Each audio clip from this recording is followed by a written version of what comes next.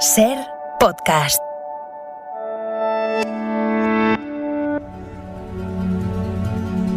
Ser Historia, con Nacho Ares. Vamos a hablar susurrando, los dos, tú y yo. Tú tienes un hijo. Háblame de tu hogar.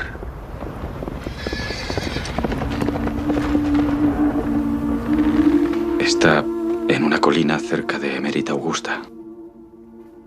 Es muy sencilla, de piedra rojiza que se calienta con el sol.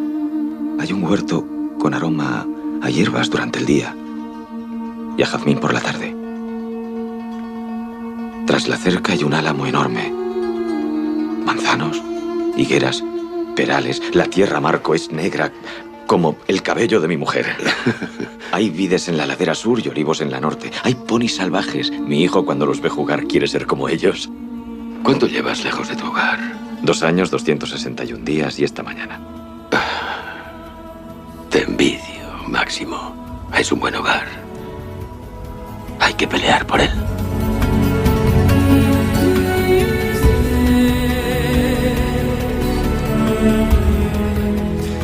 Pues tenemos que decir que nosotros no tenemos envidia de Máximo porque nos hemos venido precisamente a Augusta Emérita, a la tierra de este gladiador universalmente conocido a través de este guión del cine de finales de la década de 1990, y es la excusa perfecta para comenzar un programa. Siempre digo que hacemos una salida, un programa muy especial, ¿no? Y en esta ocasión lo es porque estamos en un lugar absolutamente espectacular, que es a los pies del templo de Diana, rodeados de muchos emeritenses, algunos de ellos vestidos como se caminaba, como se deambulaba por estas calles hace casi 2 milenios, en un espacio, como me gusta a mí definir siempre, absolutamente mágico y de alguna manera un marco incomparable. Desde luego que sí. Hemos venido a Augusta Emérita, a Mérida, para disfrutar de esta semana Emérita lúdica, unos minutos, unos días, mejor dicho, en donde todo empieza a convertirse, se convierte, mejor dicho,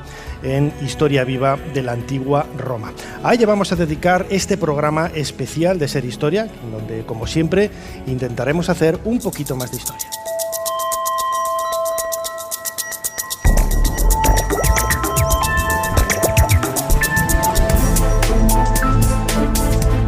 Bienvenidos a Ser Historia. Lo acabo de decir, estamos a los pies del templo de Diana, en Mérida, en estos días de Emérita Lúdica, un certamen, un evento en donde toda la ciudad parece dar un paso atrás, no en la forma de pensar, no en la forma de actuar, no en la forma en definitiva de esta civilización, sino sobre todo para revivir la época y la brillantez de la cultura romana de hace 2 milenios. Y lo vamos a hacer, como decía, pues con un montón de temas, todos ellos con ese común denominador de la antigua Roma. Vamos a descubrir la historia de la mujer, la historia de las calles de esta ciudad, vamos a descubrir también la historia de los gladiadores, todo ello, como digo, con ese común denominador de la historia de Roma y el lugar tan increíble en donde nos encontramos. Este programa de Ser Historia, aquí en la cadena Ser, no sería posible sin la colaboración del consorcio de la ciudad monumental de Mérida, que estará también con nosotros, y el patrocinio de la Junta de Extremadura y el Ayuntamiento de Mérida. Y también, por supuestísimo, luego los mencionaremos en detalle,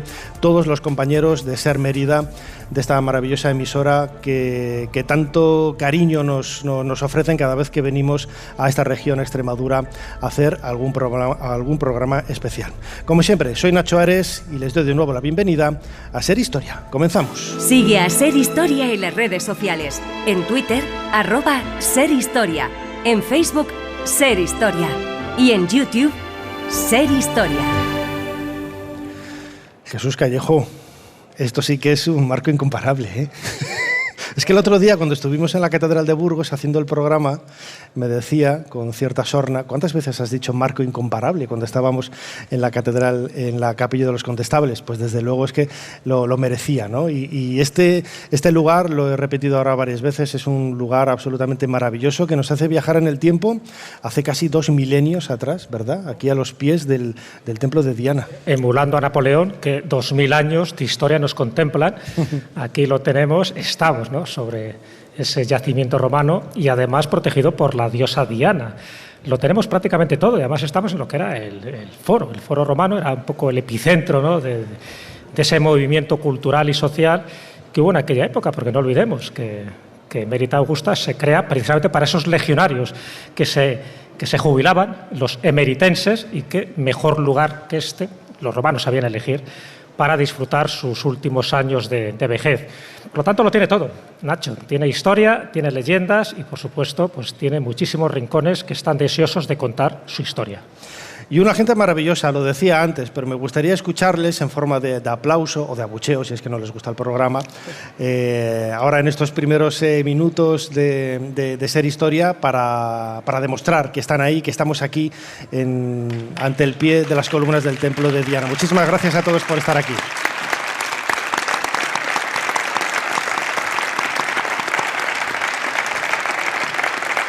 Jesús, cuando estuvimos preparando este programa, el tema que propusiste en un principio y que es al final el que vamos a desarrollar es precisamente el mundo de las supersticiones, ¿no?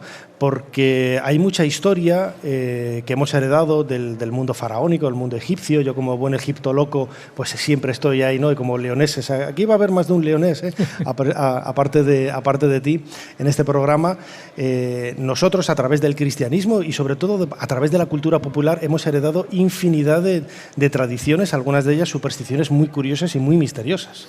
Sí, no hay ninguna duda en ese sentido. Muchas de nuestras fiestas son herederas, pero de una forma directa, de muchas de esas fiestas romanas. Cuando se dice eso de que han hecho los romanos por nosotros muchísimas cosas, pero es que también hemos heredado muchas de esas costumbres religiosas, supersticiosas y fiestas. Cuando se habla de las Lupercales, por ejemplo, pues es una heredera clara de muchos de los carnavales que se siguen celebrando, porque muchos de los rituales todavía se siguen copiando con las distintas variedades de cada zona geográfica de la península ibérica. Si se habla de las Saturnales, está claro, son algo que heredamos directamente son las Navidades. Las Navidades con un cariz evidentemente cristiano, ¿no?, por el nacimiento de Cristo, pero muchos de los rituales, muchas de las cosas que hacemos, a veces sin darnos cuenta, proceden de estas fiestas. Y también, pues, todos los dioses domésticos que tenían los romanos.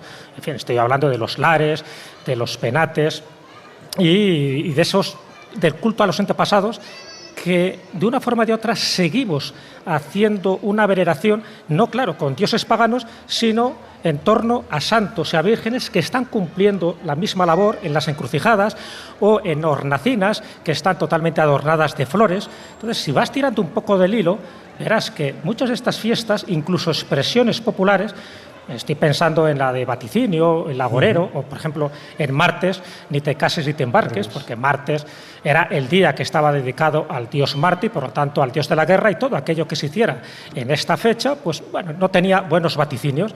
Entonces, en ese sentido, los romanos eran muy supersticiosos, tenían muchísimas fiestas dedicadas a este tipo de dioses precisamente para tenerles a bien o para evitar su mal influjo, y también tenían muchos amuletos, y muchos de esos amuletos, entre ellos la figa o el tintinábulo o el fascinus, luego lo comentaremos, los hemos heredado. Han cambiado el nombre, pero qué duda cabe que nuestra cultura, nuestro derecho, nuestras carreteras y nuestras incluso canalizaciones de agua proceden directamente de la época romana.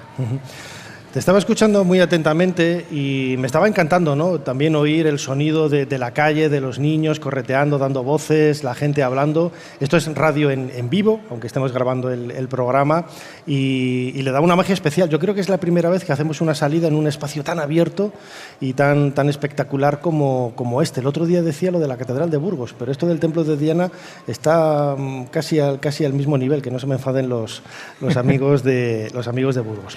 No, además se da también una característica muy curiosa, Nacho. En la Catedral de Burgos estábamos en el interior, estábamos un poco como refugiados, ¿no?, también al amparo de multitud de elementos apotropaicos que tiene la Catedral de Burgos, y aquí estamos al exterior, con la luz, y también ya sabes que el sol era una de las deidades principales de la antigua Roma. Por lo tanto, no es casual, ¿no?, que justo a esta hora, con público, iluminados y protegidos, y además con la energía que nos da el sol, se esté produciendo este momento mágico. Bueno, Jesús, como siempre, tenemos aquí preparado el teclado de nuestro cronovisor para comenzar este nuevo viaje en el tiempo. ¿Cuál es la fecha que nos propones en esta ocasión?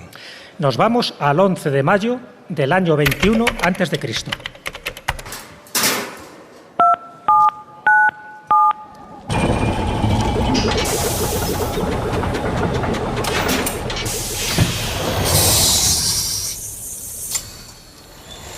Adelante, pasen. Jesús Callejo les está esperando junto al cronovisor.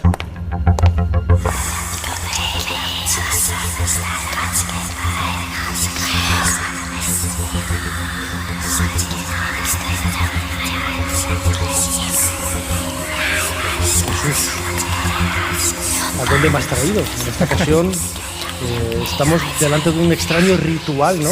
¿Dónde me has traído? Esto es realmente sorprendente. Bueno, valía antes de las fiestas, y hay otras dos fiestas que para los romanos de esta época pues las tenían muy a gala, que las practicaban en Roma y por supuesto en sus provincias, en Hispania, cómo no, y por supuesto en Emerita Augusta. Entonces estamos en las Lemurias. Las Lemurias es una fiesta que se celebra durante 3 días, en concreto el 9, el 11 y el 13. Hemos venido justo en el día intermedio, el 11, fíjate que todos son números impares, porque para la antigua Roma los números pares dan mala suerte. O sea, por lo tanto, eso de el martes y 13, el 13 ya es algo muy posterior, es algo que tiene que ver con la tradición cristiana, sí, pero no era un número de mal agüero para ellos. ¿Por qué hemos venido en este momento y en este instante? Bueno, pues estamos en una domus romana, el pater familias, que sabes que es un poco pues el cabeza de familia, el que protege virtualmente y metafóricamente a toda la familia, tiene que hacer un ritual a los lemures. Estamos en la fiesta de las Lemurias. ¿Por qué? Porque ellos creían, pero de una forma fehaciente, en este tipo de espíritus. Por una parte, los lares, que serán los protectores del hogar, de la familia, los penates, que eran los protectores de la despensa y de los alimentos. Por otra parte, los manes serían como los antepasados, vamos a llamarles así, benéficos. Pero es que había otros antepasados que estaban como atormentados, ¿no? Como que estaban en el inframundo porque su muerte no había sido la adecuada. Imagínate, una muerte por asesinato, un suicidio. Entonces todavía estaban en ese mundo intermedio, ¿no?, entre el más acá y el más allá.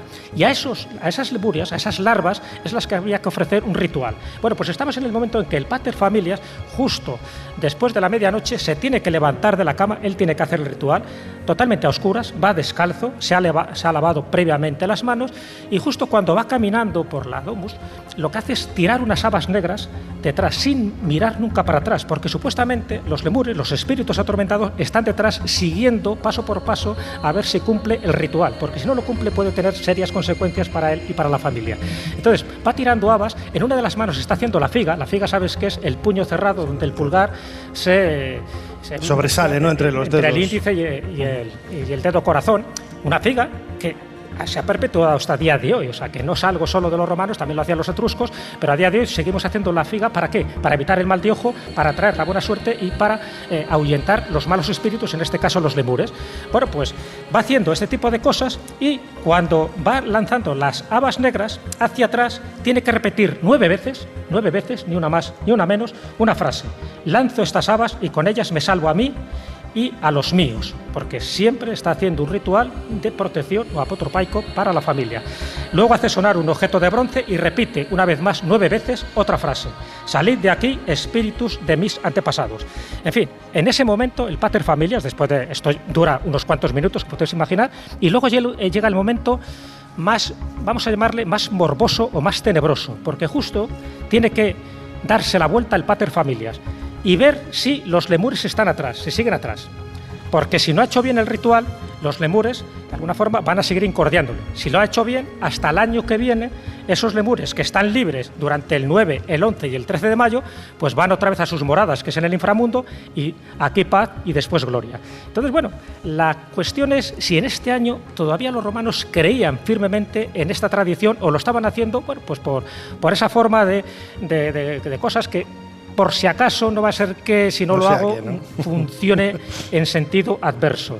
Bueno, el hecho es que eran tan supersticiosos que lo siguieron haciendo, pero durante siglos. Es cierto que a partir del siglo II esta costumbre se va diluyendo hasta el punto que cuando ya llega el cristianismo a partir del siglo IV, y aquí es donde viene lo bueno, se cristianiza. Entonces fíjate que estamos hablando de una fiesta dedicada exclusivamente a esos muertos, pero esos muertos que están todavía quejumbrosos desde el más allá, desde el inframundo.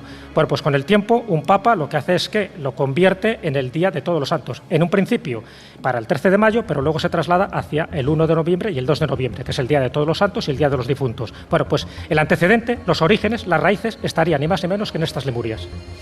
En esta fiesta, en donde los lémures eran esa especie de espíritus, de fantasmas, de ahí viene el nombre de este primate típico de Madagascar. Exacto. Con esos ojos enormes que a los biólogos les recordaba de alguna forma la descripción que había de estos espíritus, de estos lémures, que por eso se llaman así, ¿no? Con esas maninas, con los deditos que se van agarrando a todo. El espíritu que tienen un poco de, pues eso, de fantasmas, los chillidos que dan, esos ojos brillantes, pues es lo que hizo que el naturalista Linneo en el siglo XVIII diera el nombre a estos primates de Madagascar, el nombre de lemures. O sea, que para que veas otra influencia directa de estos larvae o estos espíritus, vamos a llamarles malignos de la antigua Roma. Espíritu maligno no, pero espíritu benigno y muy benigno es nuestra invitada Israel Espino, que va a acompañarnos en este cronovisor junto con Jesús Callejo. Cuando hablamos de supersticiones, yo le dije a Jesús, no puede faltar, y además, gracias al cronovisor, ha venido vestida de vestal. Israel Espino, bienvenida de nuevo a Ser Historia. Muchas gracias, Nacho. Había que vestirse para la ocasión y aterrizar en la antigua Roma, desde luego, con todas las galas. Sí, sí. Israel Espino es muy conocida para la gente de Mérida. Ella organiza guías con rutas, buscando siempre ese otro lado más desconocido, ¿no?, de la historia, ahondando en las leyendas, en las tradiciones. Ha escrito varios libros, también es colaboradora de Cuarto Milenio. Yo vine cuando era redactor de Cuarto Milenio a grabarla aquí en varias ocasiones para diferentes reportajes, y queríamos que nos alumbraras en este mundo de oscuridad un poco de las supersticiones de la antigua Roma que han llegado hasta nosotros. Ahora te has cambiado, pero hemos estado comiendo juntos, y en ese collar que llevabas, por ejemplo, de amuletos, uno de ellos era la higa, ¿no? Esa mano. Ah, que lo tienes todavía, no te estaba mirando. No me lo quito, no te lo has quitado, ya veo que no te lo has quitado. Uno de los amuletos más conocidos es la higa, ¿no? Que eso, hay una expresión también de me importa una higa, ¿no? Que es muy típico del 17, del 18, y es la mano con ese dedo pulgar entre el dedo índice y el corazón. Claro, es que, a ver, lo primero es que el término, en antropología, el término superstición no se utiliza porque siempre implica un poco de desprecio hacia lo que no es lo que tú crees. Si ahora mismo habéis dicho unas cuantas veces los romanos eran muy supersticiosos, cierto, los romanos somos muy supersticiosos, porque es que ahora mismo tenemos las mismas. Si viniera un romano ahora y viese lo que hacemos, y sobre todo lo que se hace en ciertas religiones, como la católica, por ejemplo, les parecería tan absurdo como lo que hemos estado describiendo, que hemos visto a ese pater de familia en las Lemurias. Todo tenía su porqué, porque, por ejemplo, el tema de las habas negras, ¿por qué se echaban habas negras hacia atrás?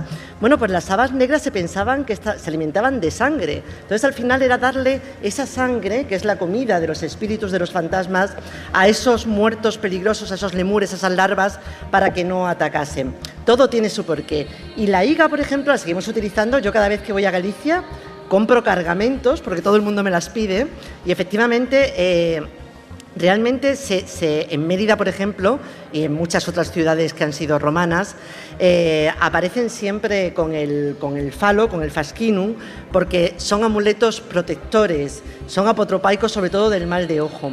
¿Por qué? Pues porque el fascinum es un falo, que el falo al final es un dador de vida, pero es que la higa también. Acabas de decir, me importa una higa. La figa, los catalanes que nos estén escuchando, los valencianos, la figa realmente es el sexo femenino, y la forma que hacemos con el dedo en la mano realmente simboliza la vulva femenina, dadora de vida, la vida contra la muerte. ¿Qué pasa? Que en un momento dado, sobre todo especialmente cuando llega el cristianismo, claro, llevar un falo colgando queda un poco ordinario.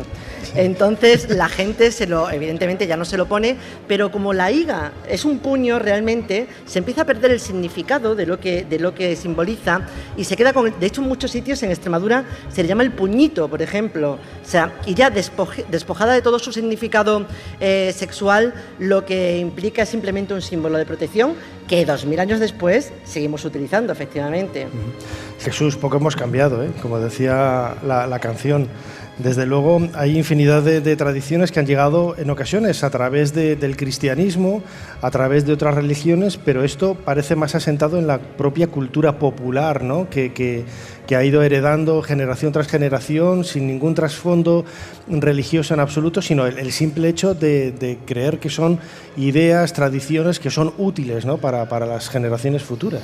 Claro, esto llama mucho la atención, porque estamos hablando del Imperio Romano, era un imperio más poderoso, el imperio no solo por su poderío militar, sino también por su poderío cultural. Fíjate la cantidad de poetas, de escritores. Bueno, por cierto, esto que he descrito antes del Pater Familia en estas fiestas de Lemuria, lo cuenta Ovidio, ¿no? Este poeta romano, en su obra Fastos. Entonces, claro, cuando tú miras todo eso y dices, ¿cómo puede ser que un pueblo tan culto creyera en estas cosas? Porque solo hemos contado, pequeños indicios de sus creencias, a veces domésticas, en el ámbito privado, pero también en el ámbito público. Tú no veas la cantidad de cosas que se estaban haciendo, siempre para calmar a los dioses mayores, dioses menores, porque sus panteones eran casi infinitos a la hora de los dioses, cosa que luego que el cristianismo, a pesar de que es un monoteísmo, no deja de asociar también esas divinidades paganas luego con santos concretos que son especialistas, pues unos en la garganta, otros en el dolor de muelas, otros en la espalda, igual que pasaba también con estas deidades. Bueno, llama la atención que creyeran muchos los vaticinios. Fíjate que había muchos colegios. Los colegios sacerdotales de la antigua Roma eran bastante numerosos. Estaba desde el colegio sacerdotal pontifical, que sería, pues, por decirlo así, como el máximo exponente, ¿no?, de cuándo se tenían que colocar las fiestas, regían un poco ese calendario romano, ese calendario juliano, ¿no?, antes de que se convirtiera en el gregoriano.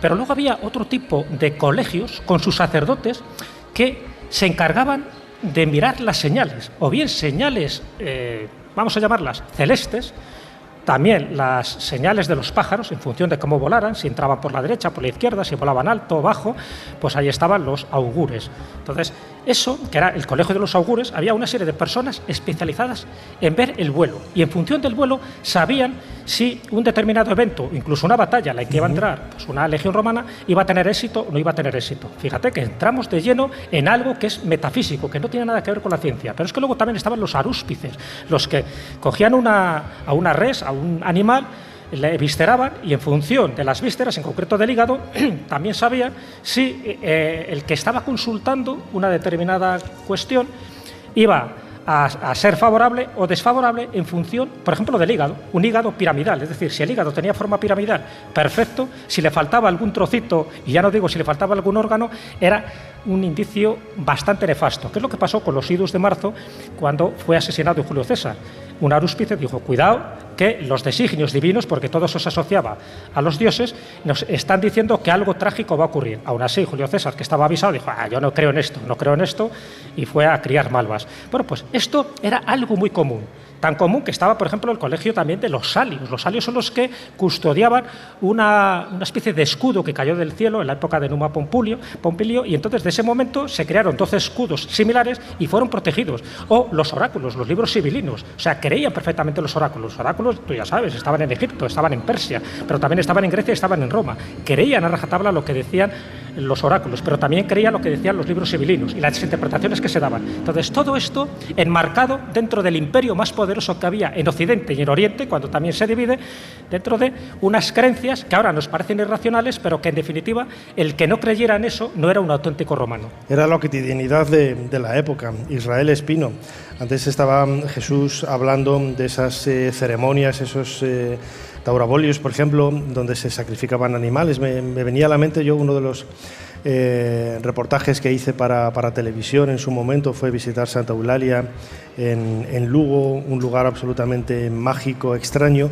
y uno de los relieves de la entrada de ese santuario, que en realidad no se sabe para qué servía muy bien, me llamó mucho la atención, y era una ceremonia de época romana en donde aparecían unos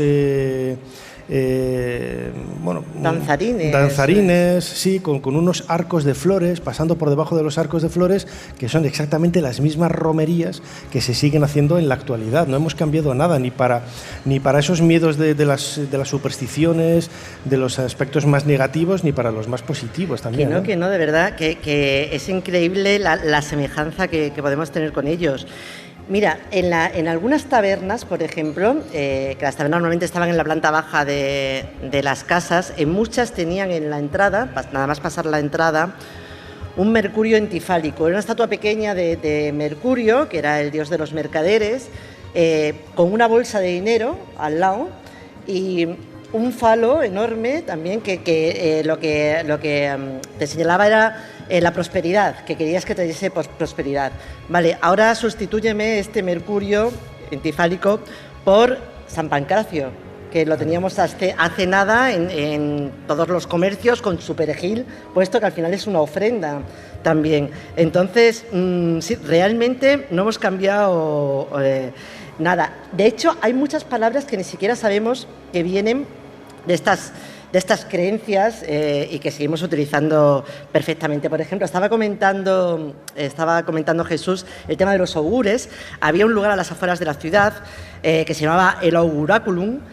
Bueno, había varios en Roma, pero allí subían los augures. Bueno, tenías que subir además de noche antes de que amaneciese con unas linternas especiales sin hacer ruido para que las aves no se asustasen, porque si no se cumplía todo a rajatabla no valía y tenías que volver al día siguiente. Bueno, pues una vez que llegaba allí el augur, con una vara especial que tenía, dibujaba en el cielo, de manera invisible obviamente, un círculo que se llamaba el templum, lo dividía en 4 partes y así podía ver de dónde venían las aves, hacia dónde volaban, bien, como decías. Bueno, pues del templum viene nuestra palabra contemplar, porque contemplar realmente es prestar atención, que es lo que hacía el augur, que se sentaba allí y se quedaba horas mirando si el pájaro venía por dónde salía el pájaro, y realmente pues, el verbo contemplar viene de ahí. Por ejemplo, el verbo inmolar viene también de los sacrificios que se hacían. Uno de los colegios que estabas comentando, Jesús, era también el de las Vestales, el único colegio femenino. ¿Al que perteneces tú? Por supuesto. Bueno, yo hoy vengo más medusa, más diosa, porque estoy un poco crecidita hoy, pero sí. Las Vestales eran raptadas simbólicamente porque realmente las familias estaban completamente de acuerdo. Cuando eran muy pequeñitas tenían que pasar 30 años al servicio de la diosa Vesta, 10 aprendiendo, 10 ejerciendo y 10 enseñando a las que venían después. Y una de sus tareas, bueno, la tarea principal era mantener vivo el fuego de Vesta por el bien de toda la ciudad, porque era un trabajo además que se pagaba por la ciudad y para la ciudad, para el pueblo romano. Bien, pues una de estas tareas suyas era realizar esta mola salsa. La mola salsa, mola es molienda, es un polvo, una especie de harina que hacían con un trigo especial que se tenía que recoger en determinados momentos y molerlo de determinado momento, determinados días al año, todo con un ritual exquisitamente. A ver, ten en cuenta que no tenían otra cosa que hacer, ¿vale? En todo el año, entonces podían dedicarle ahí todo el tiempo que quisiesen. Y luego estaba salado, salsa significa salado. Bueno, y esta harina especial que ellas custodiaban era la que se esparcía encima de los animales que iban a ser sacrificados precisamente para contentar a los dioses o para los augurios que tenían que solicitar de los dioses. Pues de esta mola, salsa, viene el verbo inmolar, que también lo seguimos utilizando ahora mismo. Entonces, como veis, realmente somos romanos y mucho más en el tema de las creencias y de las supersticiones. Cuando se dice, este es un pájaro de mal agüero, ahí lo tienes, de los augures, o eres un agorero. Es decir, son expresiones que vienen directamente de ahí, ¿no? Aparte de pues, las clásicas que dijo Julio César, ¿no? De ala ya está, la suerte está echada y tantas frases, pero bueno, esas son ya expresiones, por decirlo así, populares. Pero está claro que mucho de ese acervo cultural, pero también popular, radica en estas tradiciones que tenían los romanos. Ten en cuenta que las practicaron durante siglos. Es cierto que no todos esos colegios, no todas estas prácticas se mantuvieron a lo largo de estos siglos. Hay algunas que caían en desuso porque ya las consideraban absurdas, incluso ellos. Pero hay otras que pervivieron y luego, cuando llega el cristianismo, con la misma habilidad que hizo también el Imperio Romano, ya sabes que cuando conquistaba un pueblo no erradicaba el culto de esos dioses, sino que los asimilaba. Con lo cual era muy inteligente porque les contentaba también al pueblo vencido, al pueblo subyugado, claro, porque de alguna forma respetaba a sus dioses y decía, tú sigue adorándoles a ellos, pero que sepas que también nosotros tenemos un equivalente a ese Dios que es más poderoso. Bueno, pues el cristianismo, como no podía erradicar esos cultos paganos, lo que hace es que los asimila. De ahí que hayamos heredado tantas y tantas expresiones, como ha dicho Israel, tantas costumbres, tantas fiestas, que a veces pues somos un poco ignorantes de que proceden directamente pues, de estas Saturnalias, de estas Lemurias, de estas Paternalias, en fin, de las Floralias, por ejemplo, muchas veces de estas fiestas que hacemos en mayo, ¿no?, en honor a una virgen determinada, pues ya se hacía en honor antes de la diosa Flora. Las flores, el agua, el fuego, son todos elementos que ya se practicaban. Pero cuidado, los romanos también lo habían copiado de los etruscos y también lo habían copiado los griegos. Y los griegos, a su vez, lo habían copiado de otras culturas, otras civilizaciones, porque hay como un corpus hermético que se va transmitiendo de generación en generación. Hay cosas que son privadas, hay cosas que son públicas y hay cosas que son esotéricas, que solo pueden hacer los iniciados. Y ahí entraría el caso del mitraísmo, esa religión iniciática que al final cayó en desuso sencillamente porque no admitían a mujeres y, sin embargo, el cristianismo sí las admitía. Detalles como eso es lo que ahora hace que no seamos mitraicos y, sin embargo, sí seamos cristianos, me refiero a lo que es en el orbe occidental. Claro, muchas veces a mí, y lo hemos comentado en el programa, ¿no?, cuando intentamos retrotraer el origen de una tradición, de un elemento de nuestra propia cultura a una época concreta de la historia, y es muy difícil, ¿no? Bueno, pues los griegos, los romanos, los egipcios fueron los primeros en hacer algo. Bueno, nosotros conocemos a través de las fuentes que ellos lo hacían, pero no significa que ellos fueran los primeros. Que los griegos copiaran de los egipcios no significa que los egipcios lo hubieran inventado, ¿no? Que eso es tampoco... hay que ser honesto, ¿no?, en ese sentido, que hay otras culturas que fueron seguramente precedentes a ellas y que de las que pudieron haberse inspirado. Podríamos estar hablando horas y horas y horas y horas bajo las columnas del templo de Diana, aquí en el corazón de Augusta Emérita, de supersticiones, de tradiciones, de leyendas, de infinidad de aspectos de nuestra propia cultura que tienen precisamente eso, un origen en la antigua Roma. Israel Espino, compañera, habrá que repetir, ¿eh? No sabemos si aquí en Mérida o en los estudios o a través del satélite, como sea, a través del cronovisor, a través de la magia de la radio, una vez más, para compartir tu pasión por todo este tipo de leyendas. Israel, como decimos siempre, muchísimas gracias por habernos ayudado a hacer un poquito más de historia. Muchas gracias a vosotros y que los dioses os sean propicios, siempre. Claro que sí. Y Jesús, como siempre, compañero, crononauta, aquí a los pies de la diosa Diana. Nos seguimos viendo, disfrutando en esta máquina del tiempo y muchísimas gracias una vez más por habernos ayudado a hacer un poquito más de historia. Gracias a ti, Nacho. Ya sabes que hay una frase popular que dice que todos los caminos conducen a Roma. Hoy, todos los caminos conducen a Mérida. Gracias.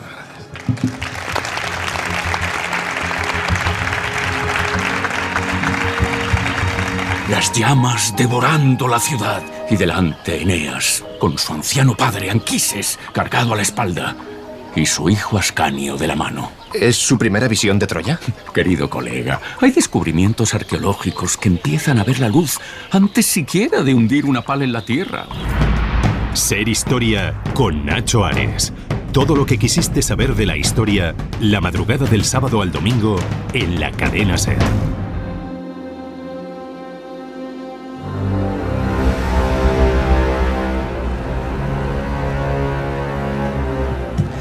Seguimos en este programa especial que estamos haciendo desde el corazón de Mérida, Augusta Emérita, esta ciudad fantástica, fundada hace casi 2000 años y en un lugar absolutamente mágico como es el templo de Diana, en el corazón de la ciudad.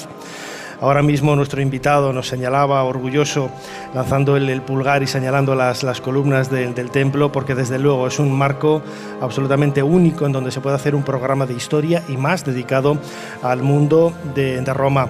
Antonio Rodríguez Osuna, alcalde de Mérida, bienvenido de nuevo a Ser Historia. Muchas gracias, encantado de teneros aquí otra vez.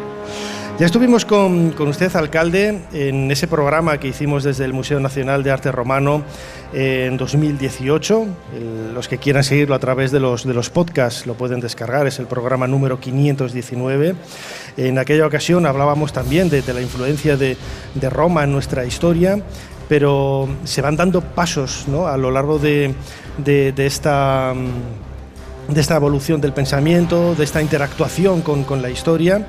Tengo que agradecerle también, por supuestísimo, la invitación a través del Ayuntamiento de Mérida para poder hacer este programa de Ser Historia aquí en la ciudad, pero Emerita Lúdica a mí me parece una idea absolutamente genial, que la gente durante una semana disfrute de esos espacios que en muchas ocasiones para ellos quizás están tan acostumbrados, ¿no?, a verlos que no se dan cuenta del valor histórico que tienen, y la mejor forma de hacerlo es vestirse de romanos y de romanas, ¿no?, y salir a la calle para yo decir, a conquistar, ¿no?, la ciudad, ¿no? ¿Cómo se siente uno? El otro día le hacía esta pregunta al alcalde de Burgos: ¿cómo se siente un alcalde siendo alcalde prácticamente de un museo gigantesco como es Mérida? Bueno, la verdad que es un auténtico orgullo, ¿no?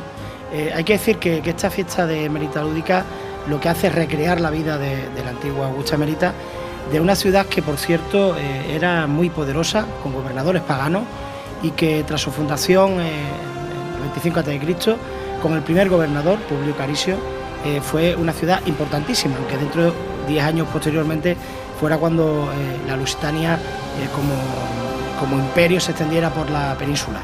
Y esto lo que hace esta fiesta es precisamente un poco reivindicar el orgullo de los emeritenses y las emeritenses con respecto a lo que ha sido la fundación de su ciudad y de cómo se vivía, ¿no? Nosotros tenemos ahora mismo en Mérida 31 ítems, digamos 31 monumentos que han hecho de esta ciudad ser Patrimonio de la Humanidad por la UNESCO. Bueno, usted, permítame, alcalde, también es presidente del Grupo de Ciudades Patrimonio de la Humanidad. Sí, es la responsabilidad temporal de las 15 ciudades que son Patrimonio de la Humanidad UNESCO.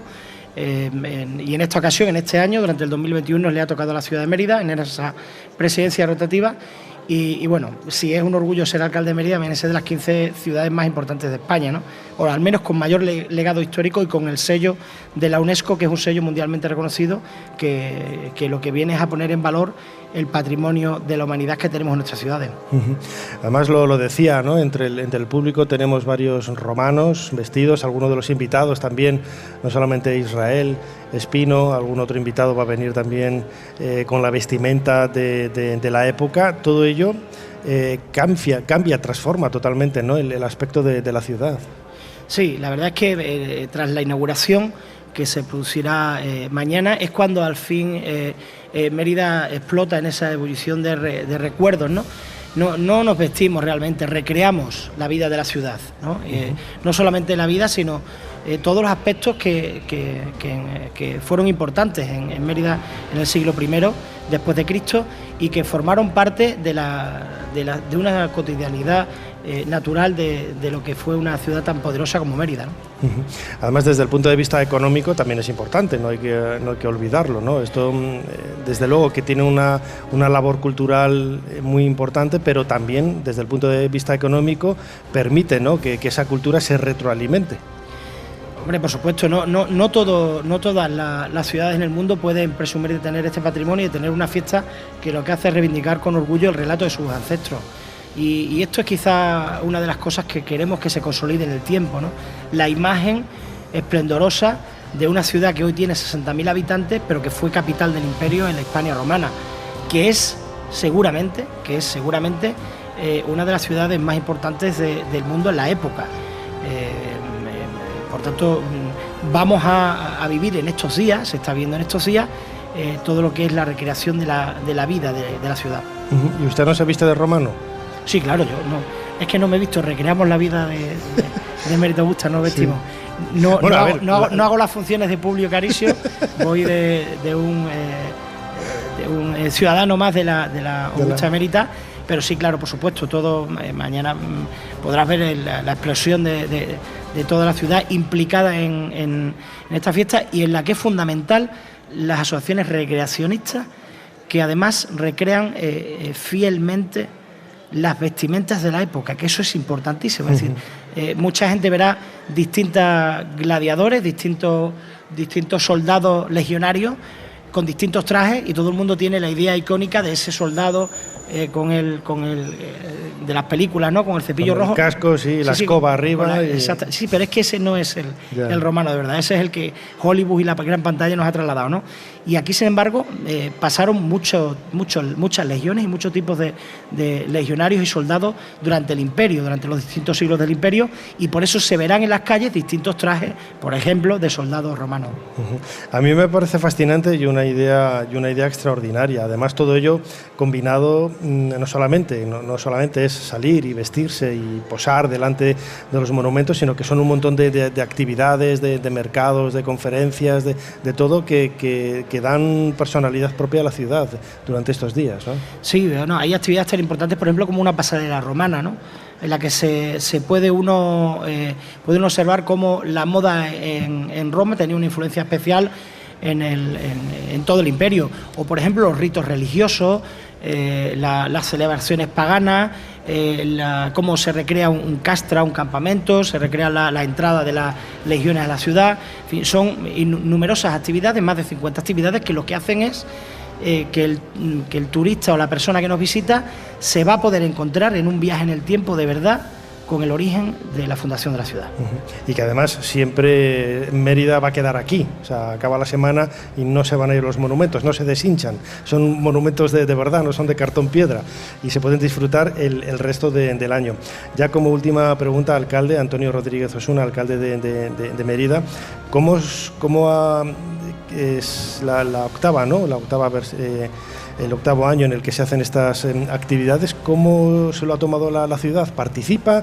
Porque yo conozco otras ubicaciones que también hacen cosas parecidas, pero luego también la gente le da más reparo, ¿no? Y siempre son los mismos los que se visten. No. Esta fiesta ha venido para consolidarse, porque al final es parte de nosotros, es el orgullo de reivindicarnos como lo que fuimos, como lo que somos, ¿no? Y como el patrimonio que tiene esta ciudad ha hecho tanto por nosotros y por los propios vecinos y vecinas.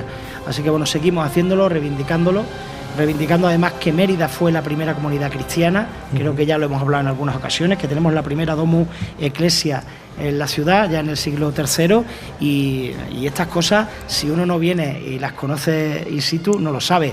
O que estamos encima de un Cristo pórtico en el subsuelo, si tienes oportunidad que te lo enseñen, no está visitable, algún día lo será, para que conozcas las galerías debajo de este templo, que pasan por debajo de esta plaza, y el suelo original y originario de lo que fue a escala el templo de Diana en la ciudad de Mérida.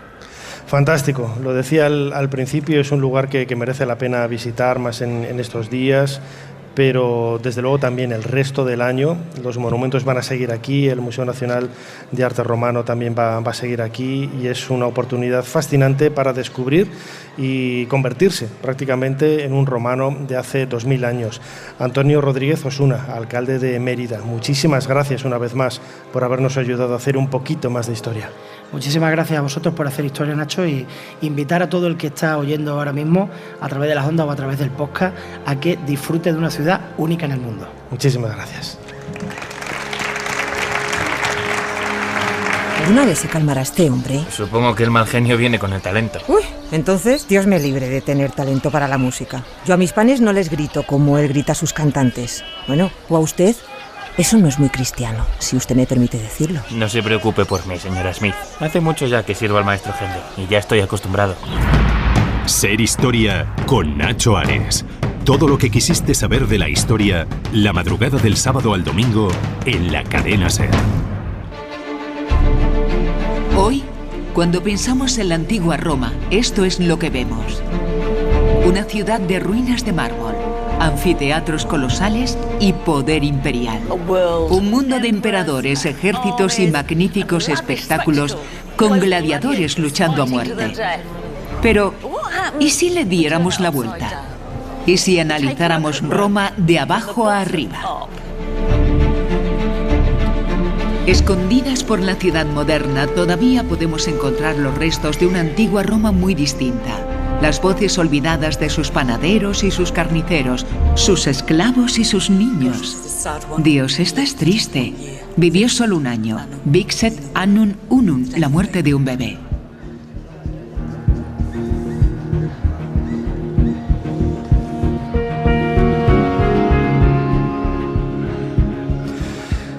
Seguimos aquí en Ser Historia, en este programa especial de Ser Historia en la cadena SER que estamos realizando a los pies del Templo de Diana, gracias a la colaboración del Consorcio de la Ciudad Monumental de Mérida y el patrocinio de la Junta de Extremadura y el Ayuntamiento de Mérida.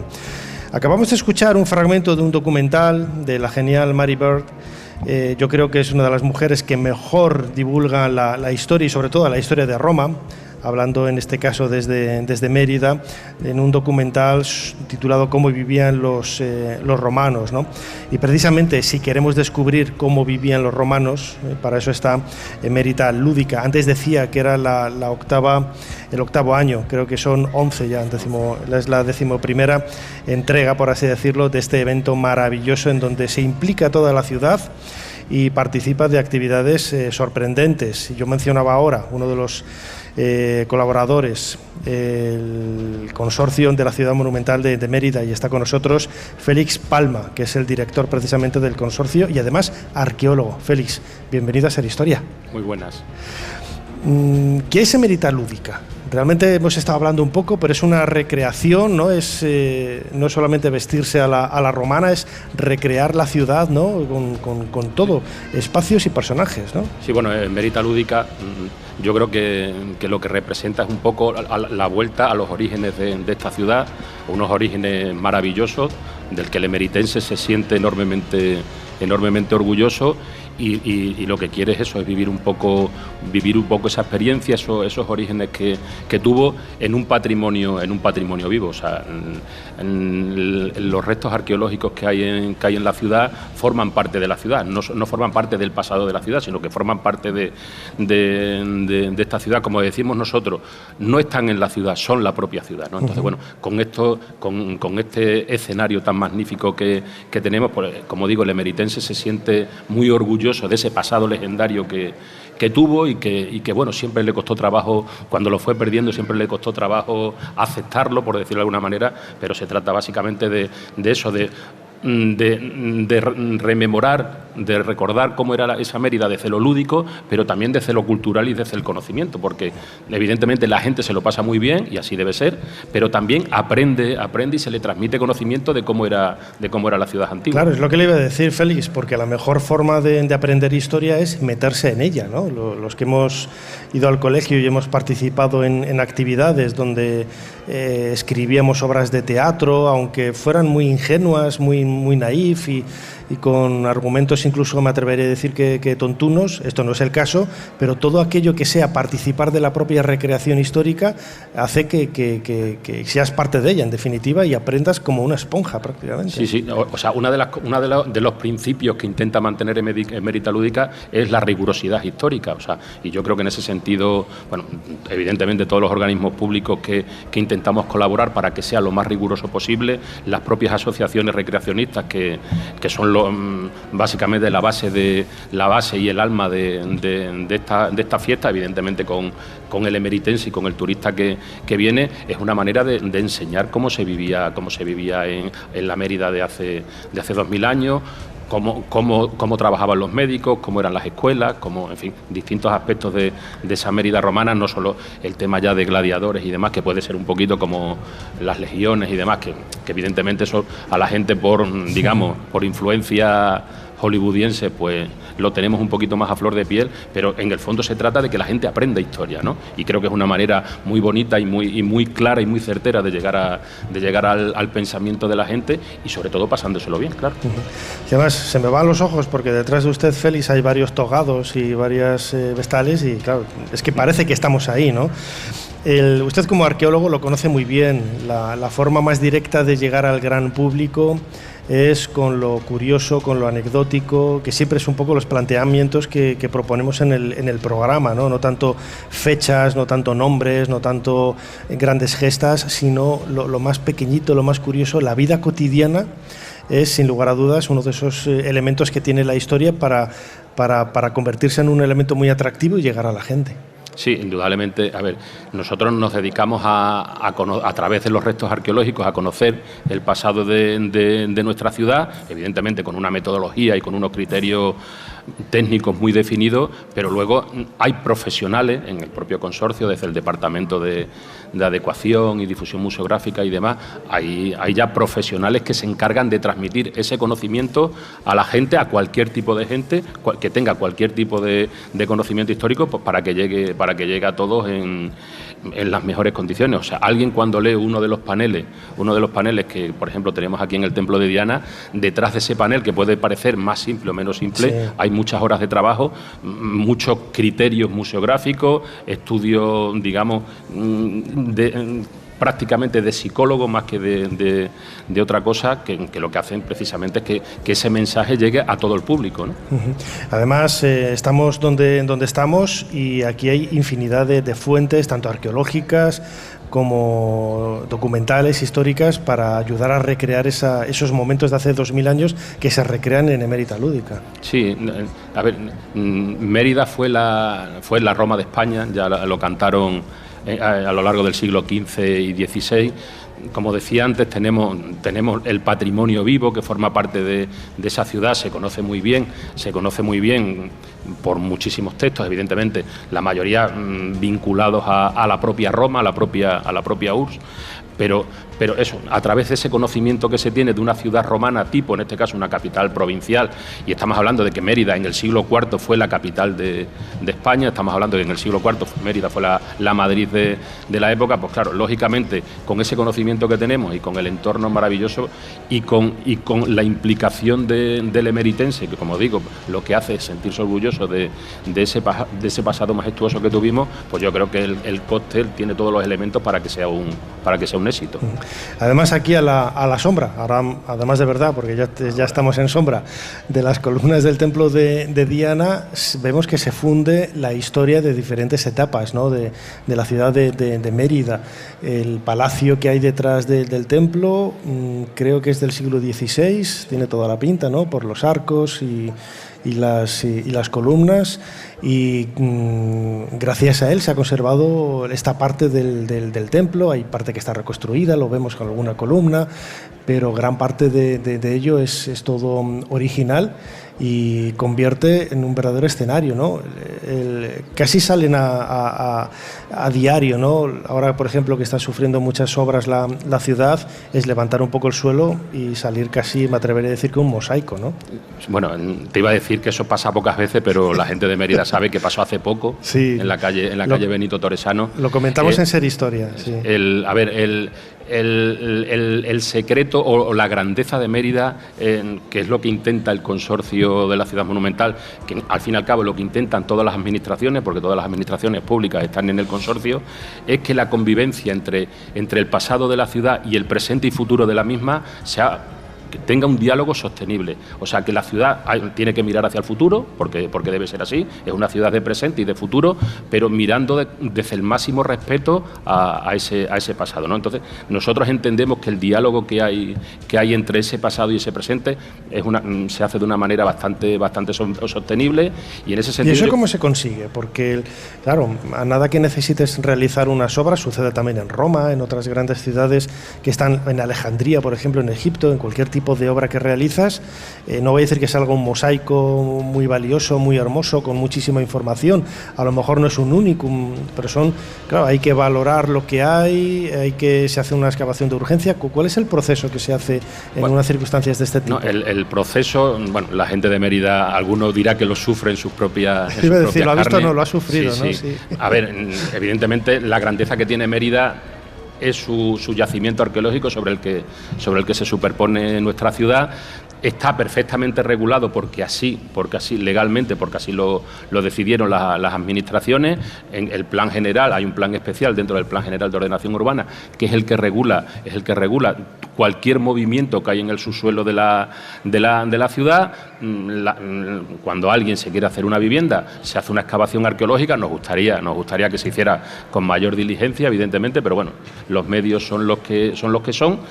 se documenta, se excava y en la mayoría de los casos lo que se hace, los restos se tapan, se conservan, se garantiza su conservación y cualquiera, bueno, pues evidentemente puede hacer su vivienda. Obviamente el que quiera hacer un garaje, este tipo de cosas, ya los arquitectos de Mérida ya se saben las triquiñuelas para plantear otro tipo de soluciones, y se trata de eso, de convivir la ciudad actual con el yacimiento. Evidentemente, si salen ya unos restos arqueológicos de cierta importancia o que se conserven estupendamente bien, pues ya se plantea en algunos casos la integración de esos restos arqueológicos, ¿no? Pero yo creo que el diálogo, como te decía, es una cosa bastante razonable. Félix Palma, ya para ir acabando, director del Consorcio de la Ciudad Monumental de Mérida y también arqueólogo. La ciudad de Mérida, Augusta Emérita, es muchísimo más que el templo de Diana, que el famosísimo teatro, cuenta también con un anfiteatro. Es decir, es insistir un poco, ¿no?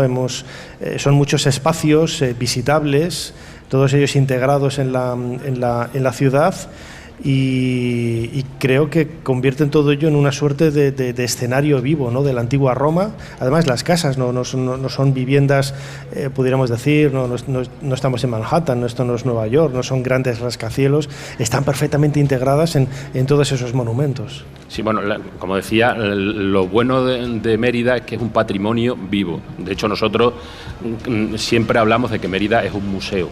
Es un museo al aire libre, si se quiere, con magníficas salas. Una de estas la estamos viendo aquí, que es el mal llamado Templo de Diana, pero bueno, de eso ya hablaremos en otra ocasión. Entonces, esa, como decía, esa es un poco la grandeza que tiene esta ciudad, ¿no? Que es un museo abierto, vivo, porque se trata de darle vida a la ciudad. Este espacio, habrá gente que no lo recuerde, también hubo mucha polémica cuando se hizo en el año 2008, 2009, que lo que se intentó es dotar de vida a este espacio, un espacio que estaba poco vivo, digámoslo así, ¿no? El templo se podía ver solo detrás de una valla, que recordaréis que era una valla un poquito así fea y tal, y al final de lo que se trata es de recuperar la vida que tenemos ahora, que estos espacios se usen, y yo creo que Mérida Lúdica, pues evidentemente es un buen ejemplo de ello. ¿Y los gatos que había aquí, a dónde han ido? Los gatos, entiendo que como gatos se buscarían la vida y sobrevivirían. Debe ser, ¿no? Como debe ser, desde luego que sí. Félix Palma, director del Consorcio de la Ciudad Monumental de Mérida, arqueólogo. Una vez más, muchísimas gracias por la invitación para poder estar disfrutando de estos minutos de historia aquí en Ser Historia en la cadena SER, y muchísimas gracias por habernos acompañado a hacer un poquito más de historia. Muchísimas gracias.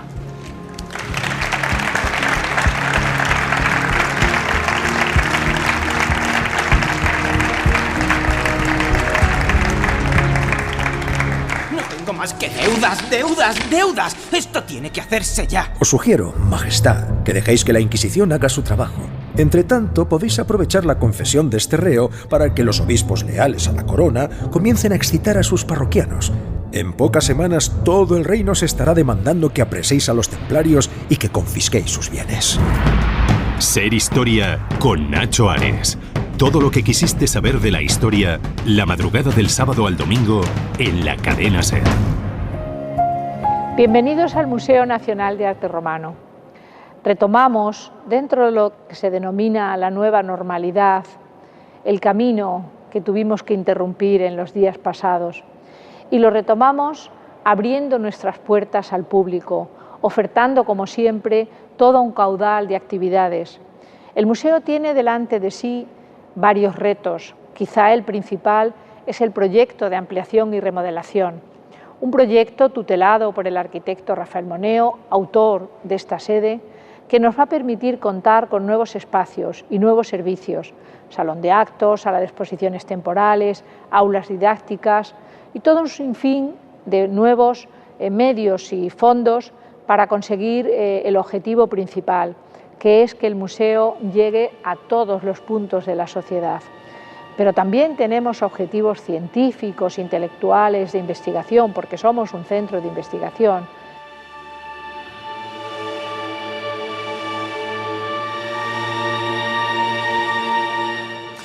Es la voz de Trinidad Nogales, directora del Museo Nacional de Arte Romano, que ya estuvo con nosotros hace casi 3 años en el otro programa que hicimos desde Mérida en el Museo Nacional de Arte Romano. Precisamente en los próximos minutos quería hablar del papel de la vida, bueno, de la vida cotidiana, del papel de la mujer en esa antigua Roma, y lo queríamos hacer precisamente con una mujer conservadora de este Museo Nacional, Pilar Caldera. Bienvenida a Ser Historia.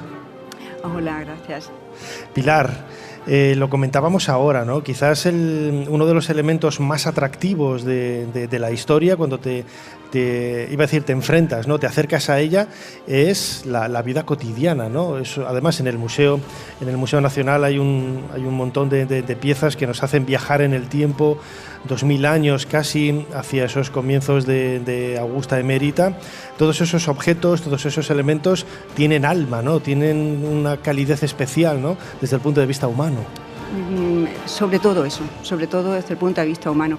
Un museo de las características del nuestro, aunque lleven en su nombre el concepto de arte, nuestras piezas son piezas museables precisamente por ser testigos de la historia. Además pueden ser obras bellas, además pueden ser obras de arte, pero sobre todo son testigos de la vida de hombres y mujeres de hace miles de años, a través de los cuales se puede conseguir una empatía histórica. La relación entre el pasado y el presente a través de esos objetos es fácil de conseguir. Usted, Pilar, lo ha conseguido. Me consta que usted es parte de ese corazón inicial que hace un montón de años empezó a palpitar para conseguir esta emérita lúdica. Además ha venido vestida de romana como debe ser.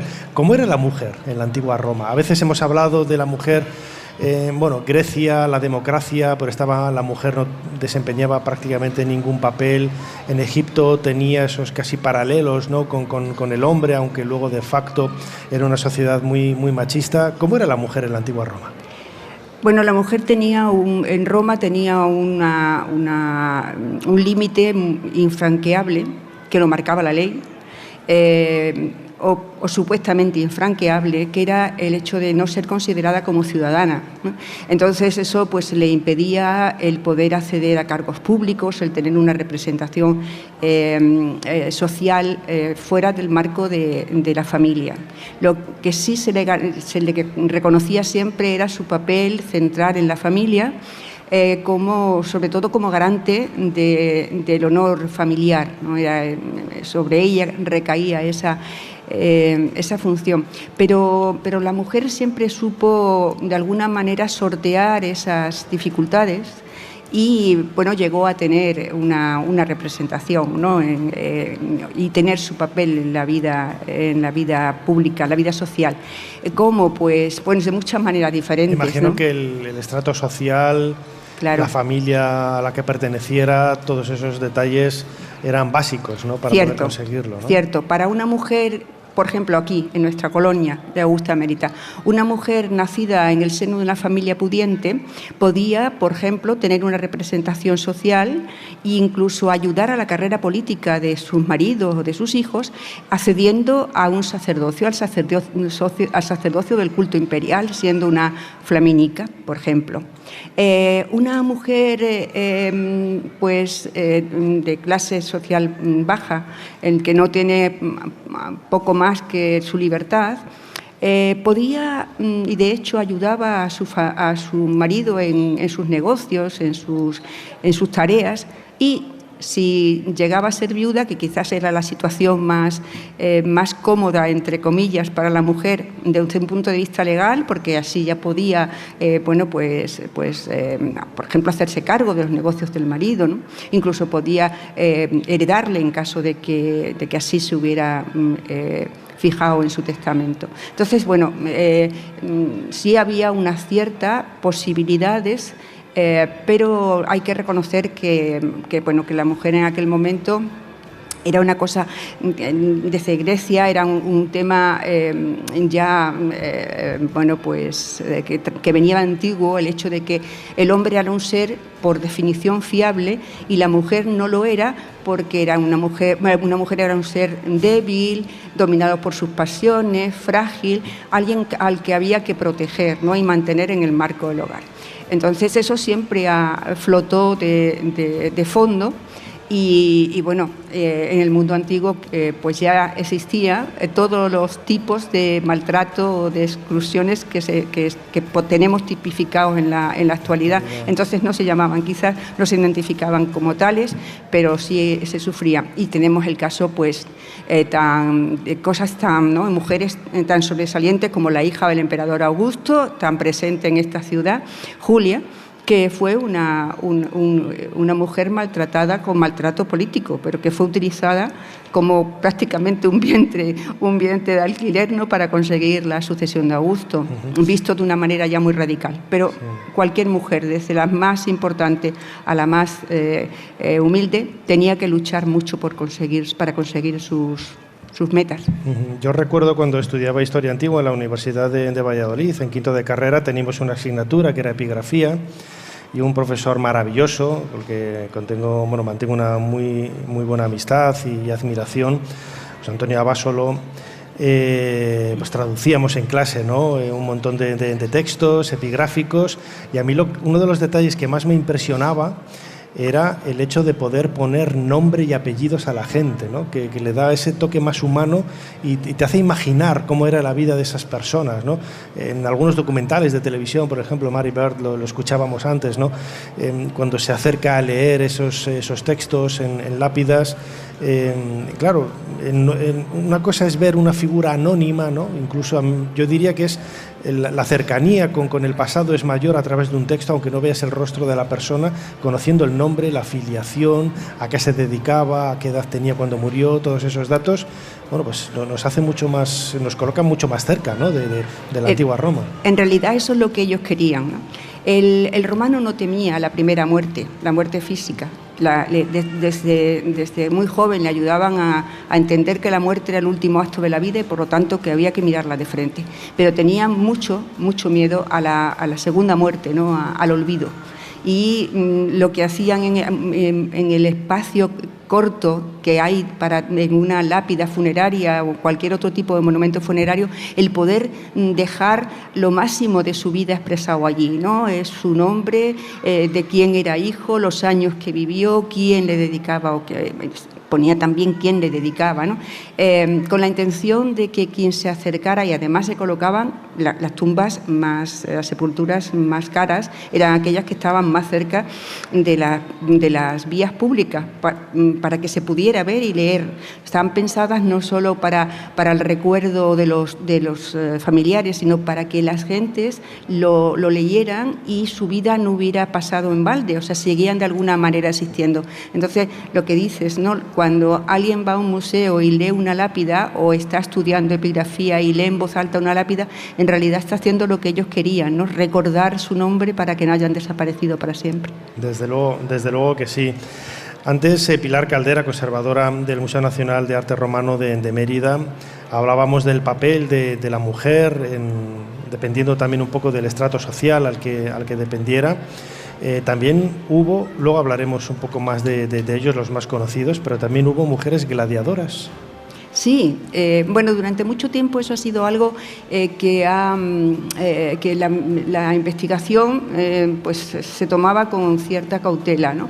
Pero bueno, parece que sí, que está fuera de toda duda que había mujeres gladiadoras. Tampoco nos ponemos muy de acuerdo cómo denominarlas ahora, gladiatrices, mulieres, que eran normalmente las mujeres que tenían, ¿cómo se denominaba? Las mujeres que tenían profesiones infames. Infames era tanto una gladiadora como una actriz, como una cantante o como una prostituta, quien utilizaba su cuerpo para para trabajar, ¿no? Para sí, exactamente, para trabajar y que fuera un poco el divertimento de los demás, ¿no? Entonces las gladiadoras también entran dentro de ese concepto y por lo tanto se puede llamar mulieres. Parece ser que solían ser parejas de algún gladiador y que convivían con ellos en los ludus, en los lugares donde vivían, las academias donde se adiestraban y donde vivían. Hay más de un epígrafe funerario, antes que lo nombrábamos, que son gladiadoras que como tal se identifican y que han hecho lápidas o epitafios funerarios a sus compañeros que eran gladiadores. No tenían que ser tan difícil la vida de estas mujeres, o sea, quiero decir que no iban a luchar en un sitio, por ejemplo, como Mérida, pues no se... en Augusta Mérida no todos los juegos iban a ser a muerte, es muy caro un gladiador y también una gladiadora, pero sobre todo un gladiador, y entonces no compensaba, o sea, era muy carísimo el tener que hacer unos juegos, unos munera que fueran a muerte, eran a primera sangre o de otra manera. Entonces, bueno, pues las mujeres vivían en ese régimen con ellos, ¿no? En esa vida preparándose entre combate y combate. Parece que luchaban con arco y con flechas y que en algún momento ellas tenían una cierta ventaja porque se les colocaba en la parte alta de un parapeto y entonces luchaban contra hombres y podían tensar el arco con más facilidad y lanzar. ¿No? Claro. Después hay muchas ideas que quedan un poco en la leyenda, entre la leyenda, como que igual que las amazonas se quitaran un pecho para poder... Bueno, eso está todavía se queda un poco en la fabulación, pero parece que sí, que las mujeres, como en otros muchos campos que se consideraban hasta hace poco privativos de los hombres, pues también tuvieron su realidad. Imagino que, bueno, es que yo nunca había oído hablar de las gladiadoras, es la primera vez, bueno, ya me habían avisado que le preguntara a Pilar sobre eso, que sabía mucho del tema. A mí me llamó la atención, ¿no? Y me parecía muy interesante, ¿no? Porque estoy convencido de muchos de los que nos están escuchando no han oído hablar nunca de las gladiadoras, de esas mujeres dedicadas a ese trabajo más duro.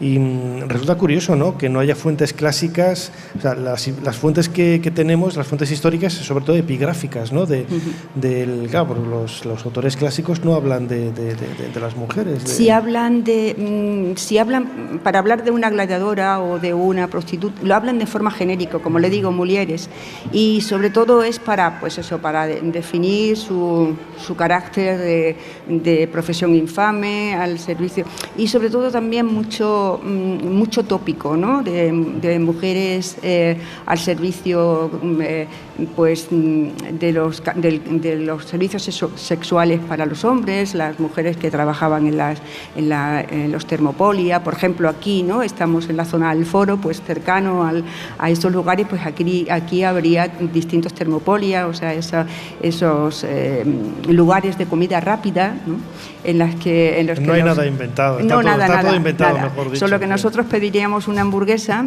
y ellos pedirían su buen potaje de lentejas y un vino caliente, que era algo que bueno, pues era la comida diaria más apetecible. Claro. Y esos lugares, establecimientos, pues tenían mujeres que servían y servían a los comensales, pero también en la parte alta de los termopolia pues solían dar servicios sexuales y tal. Entonces ese tipo de comentarios sí aparece mucho entre las fuentes, también en la poesía elegíaca, la poesía amorosa, que se recuerda mucho a las hetairas, las grandes mujeres que eran muy admiradas sotto voce, claro, eran muy admiradas por las dominae, ¿no? por las mujeres, digamos, bueno, las señoras de buen vivir, sí. porque marcaban la moda, eran las que tenían la libertad suficiente para llevar determinados colores, para determinadas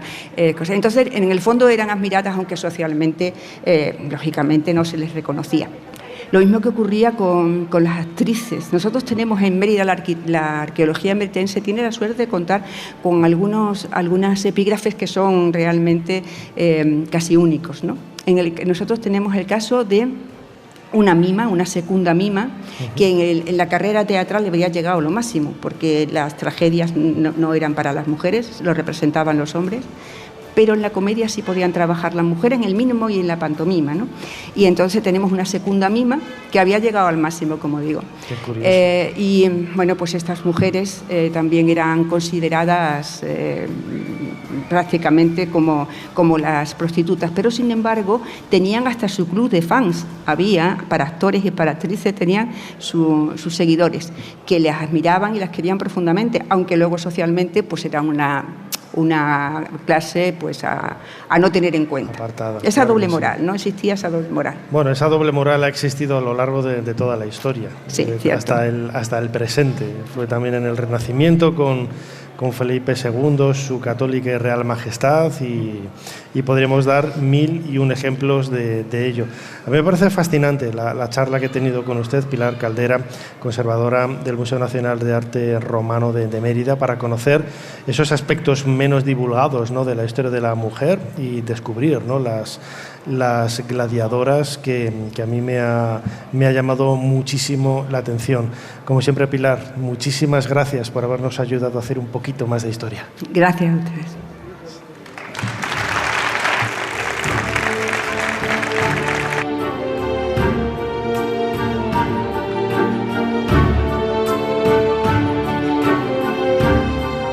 Suscríbete a Ser Historia. Todos los episodios y contenidos adicionales en la app de Cadena Ser y en nuestros canales de Apple Podcast, Spotify, iVoox, Google Podcast y YouTube. Escúchanos en directo en la Ser los domingos a la 1:30 de la madrugada.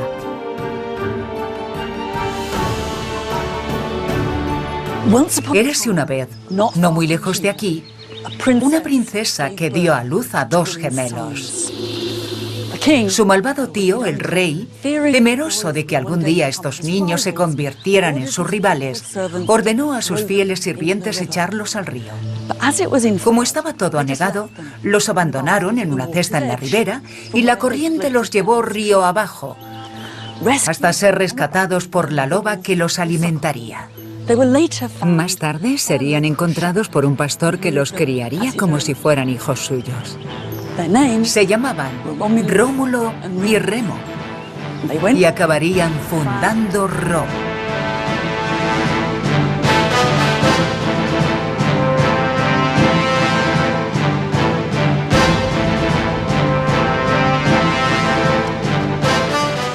Continuamos en Ser Historia, en este programa especial que estamos haciendo desde Mérida, gracias a la colaboración del Consorcio de la Ciudad Monumental de Mérida y el patrocinio de la Junta de Extremadura y el Ayuntamiento de esta ciudad, el Ayuntamiento de Mérida, dentro del marco de actividades de Emerita Lúdica. Después de 11 años, siguiendo disfrutando, ¿no?, con la historia de Roma, además de una manera muy viva, ¿no?, porque nuestro próximo invitado, hemos estado hablando a lo largo de estos minutos de las recreaciones, de cómo se visten. No les gusta que digan que se disfrazan, ahora nos lo va a explicar él, pero él se ha venido hasta con Calígula, con los zapatitos, ¿no?, de los romanos. Le he visto, me ha llamado la atención cuando venía caminando para acá. Antonio Armero, bienvenido a Ser Historia. Artero. Hola. Armero, bueno, yo tenía Artero, muy bien. Muchísimas gracias por compartir con nosotros su tiempo. Usted es presidente, ¿no?, de Mérida Antigua, es una asociación recreacionista, es médico. ¿De dónde le viene la pasión por la antigua Roma y por vestirse como un romano? Hombre, soy de Mérida y enamorado de Mérida, y entonces desde pequeño hasta jugábamos entre las piedras del teatro y del anfiteatro, corríamos en el circo. He sentido estas piedras como mías desde que nací y es mi gran pasión. Me encanta Me encanta lo que significaba y lo que significaba Mérida en esa época. Hice mi carrera, terminé, llegué a trabajar aquí en Mérida y con un grupo de amigos hace 11 años pues decidimos que por qué no empezábamos a darle vida a estas piedras que tanto nos entusiasmaban. Y incluso ya hay asociaciones en el resto de España y de Europa que ya tienen mucha más historia que nosotros, miramos cómo lo hicieron, intentamos seguir su ejemplo y aquí estamos, una asociación que se dedica a eso, a dar vida a los monumentos, a disfrutar con ellos y a divulgar entre nuestros ciudadanos cómo era la vida y implicarles en que también participen en nuestras recreaciones y en cómo vivíamos y cómo vivían en esa época y lo parecido que es a cómo se vivía ahora. Desde luego que sí. Usted viene vestido totalmente como un togado, ¿no? Con esa toga, con esas...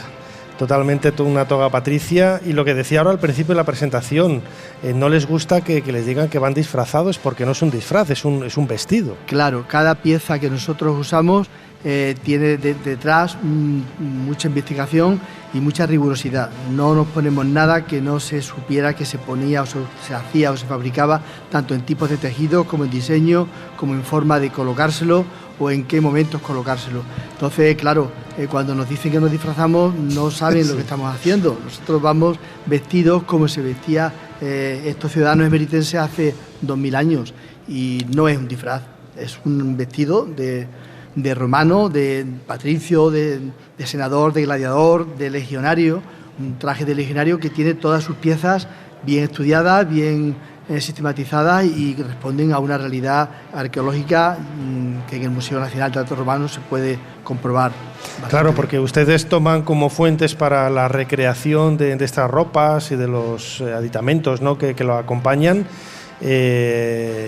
Imagino que pinturas de Villa Romana, sobre todo la arqueología, fuentes, claro, cualquier tipo de fuente, claro, sea la que sea, sí, ayuda, ¿no?, a recrear cómo era el aspecto, rigurosa, porque sí, físicamente somos idénticos a ellos. Sí, exactamente. Es que le estoy viendo a usted, parece que estoy viendo la serie de Calígula de los años 70 de la BBC. Sí, encima tenemos una gran suerte en Mérida porque tenemos un Museo Nacional de Arte Romano, tenemos un consorcio de la ciudad monumental con un montón de arqueólogos y de personas encantadoras que se vuelcan en ayudarnos, en informarnos, en asesorarnos. Entonces no damos ningún paso en falso porque lo tenemos muy fácil. Los libros, Google, Internet está ahí, pero qué mejor que hablar con los arqueólogos que tenemos a nuestro alrededor y preguntarles, sonsacarles y hacer todo pues con una rigurosidad histórica que es lo que nos caracteriza desde el principio. Seguro que algunos de los que nos están escuchando dirán, menuda pregunta más tonta, pero él sabrá por qué se la hago.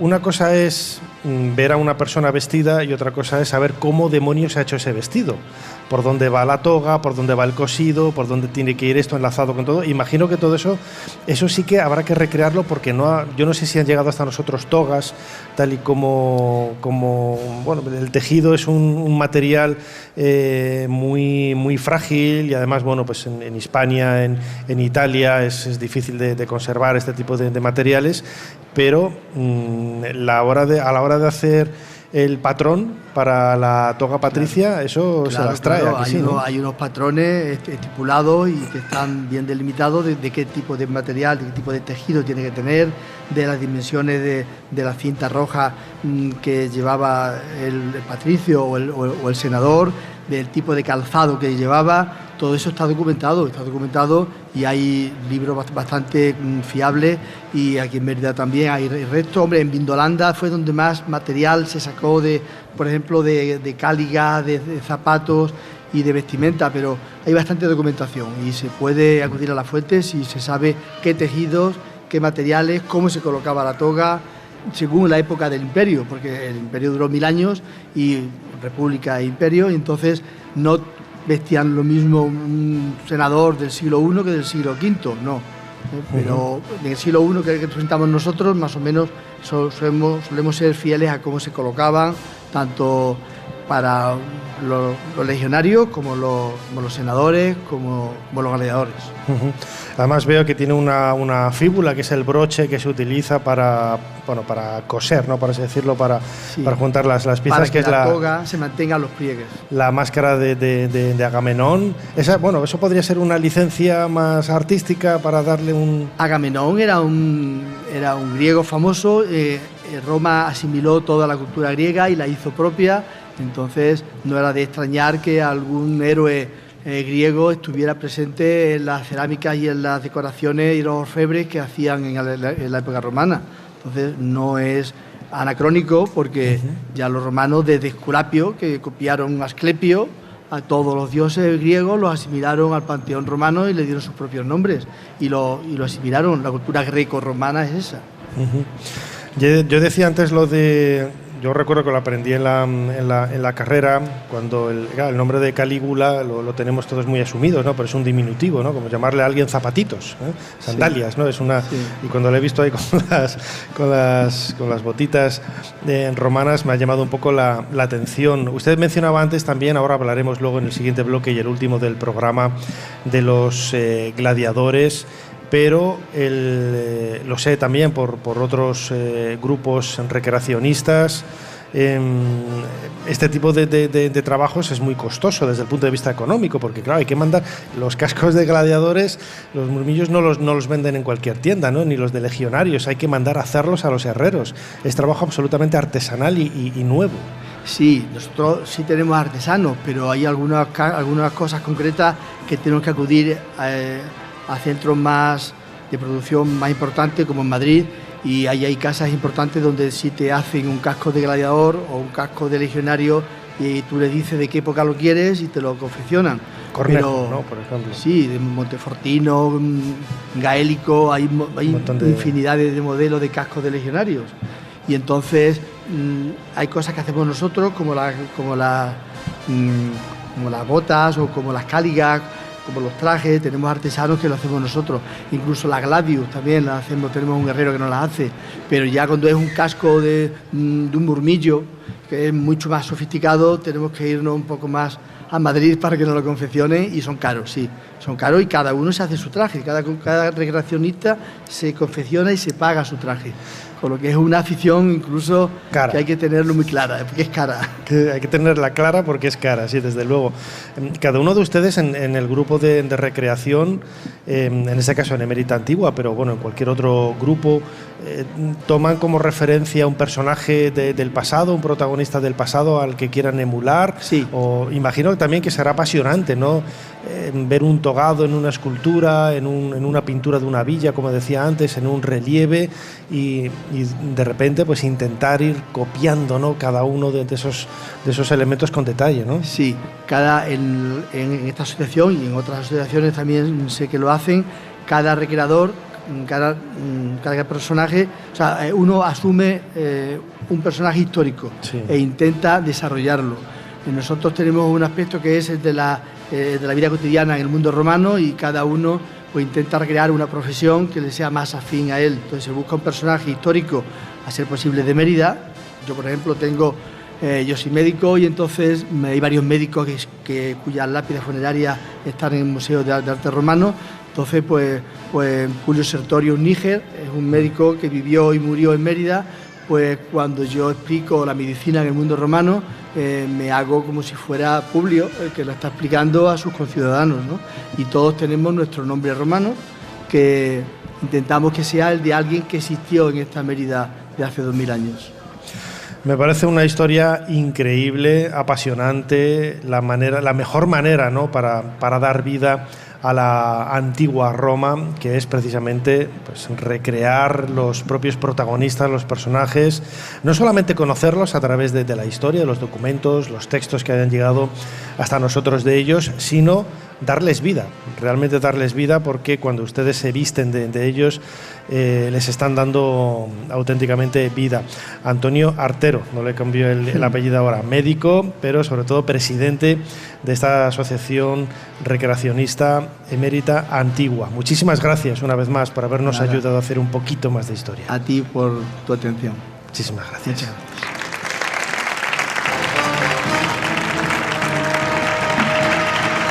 Mary, ¿estás ahí? No. Doctor. El doctor Livingstone, supongo. ¿Quién es usted? Los salvajes me indicaron que le encontraría en esta cabaña. El único salvaje que hay aquí es usted. ¿Cómo se llama, hombre blanco? Soy Henry Morton Stanley, reportero y explorador. Ser Historia con Nacho Ares. Todo lo que quisiste saber de la historia, la madrugada del sábado al domingo en la cadena SER. Las diferentes clases de gladiadores se caracterizaban según el tipo de arma que empleaban en sus luchas. El casco, la espada corta, malla o coraza no solamente definían al luchador dentro de un grupo determinado, sino que además nos puede señalar su procedencia. Algunos de estos grupos han quedado perfectamente representados en los mosaicos que decoraban las villas de romanos de Postín, aficionados seguramente a este tipo de espectáculos. Todo giraba en torno a la muerte. El espectáculo de los luchadores era uno de los gestos clave que los políticos del Senado y el emperador ofrecían para hacerse con el favor de los ciudadanos. Un reflejo evidente de las distintas sensibilidades y culturas sobre las que se extendió el inmenso imperio romano.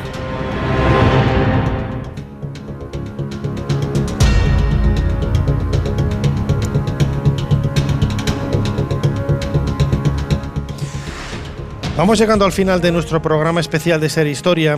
Hoy lo hacemos desde la ciudad de Mérida, dentro de este marco de Emérita Lúdica. Y lo queremos hacer, acabamos de escuchar un fragmento de un reportaje que hicimos en la primera o en la segunda temporada dedicado a los gladiadores, en la voz de Salomé Larrucea.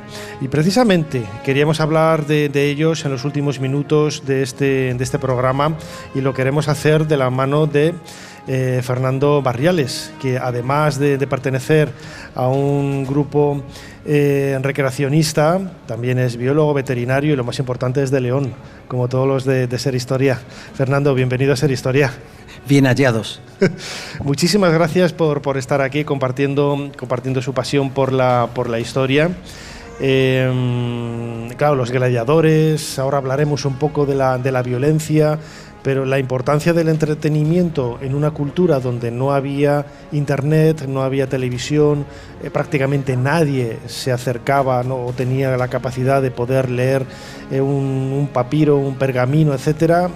Eso hacía que estos festivales, ¿no?, estos actos que se organizaban en los anfiteatros, pues fueran especialmente importantes, ¿no? Sí, así era, efectivamente. La cultura romana daba una importancia fundamental a todo tipo de festividad y a todo tipo de entretenimiento.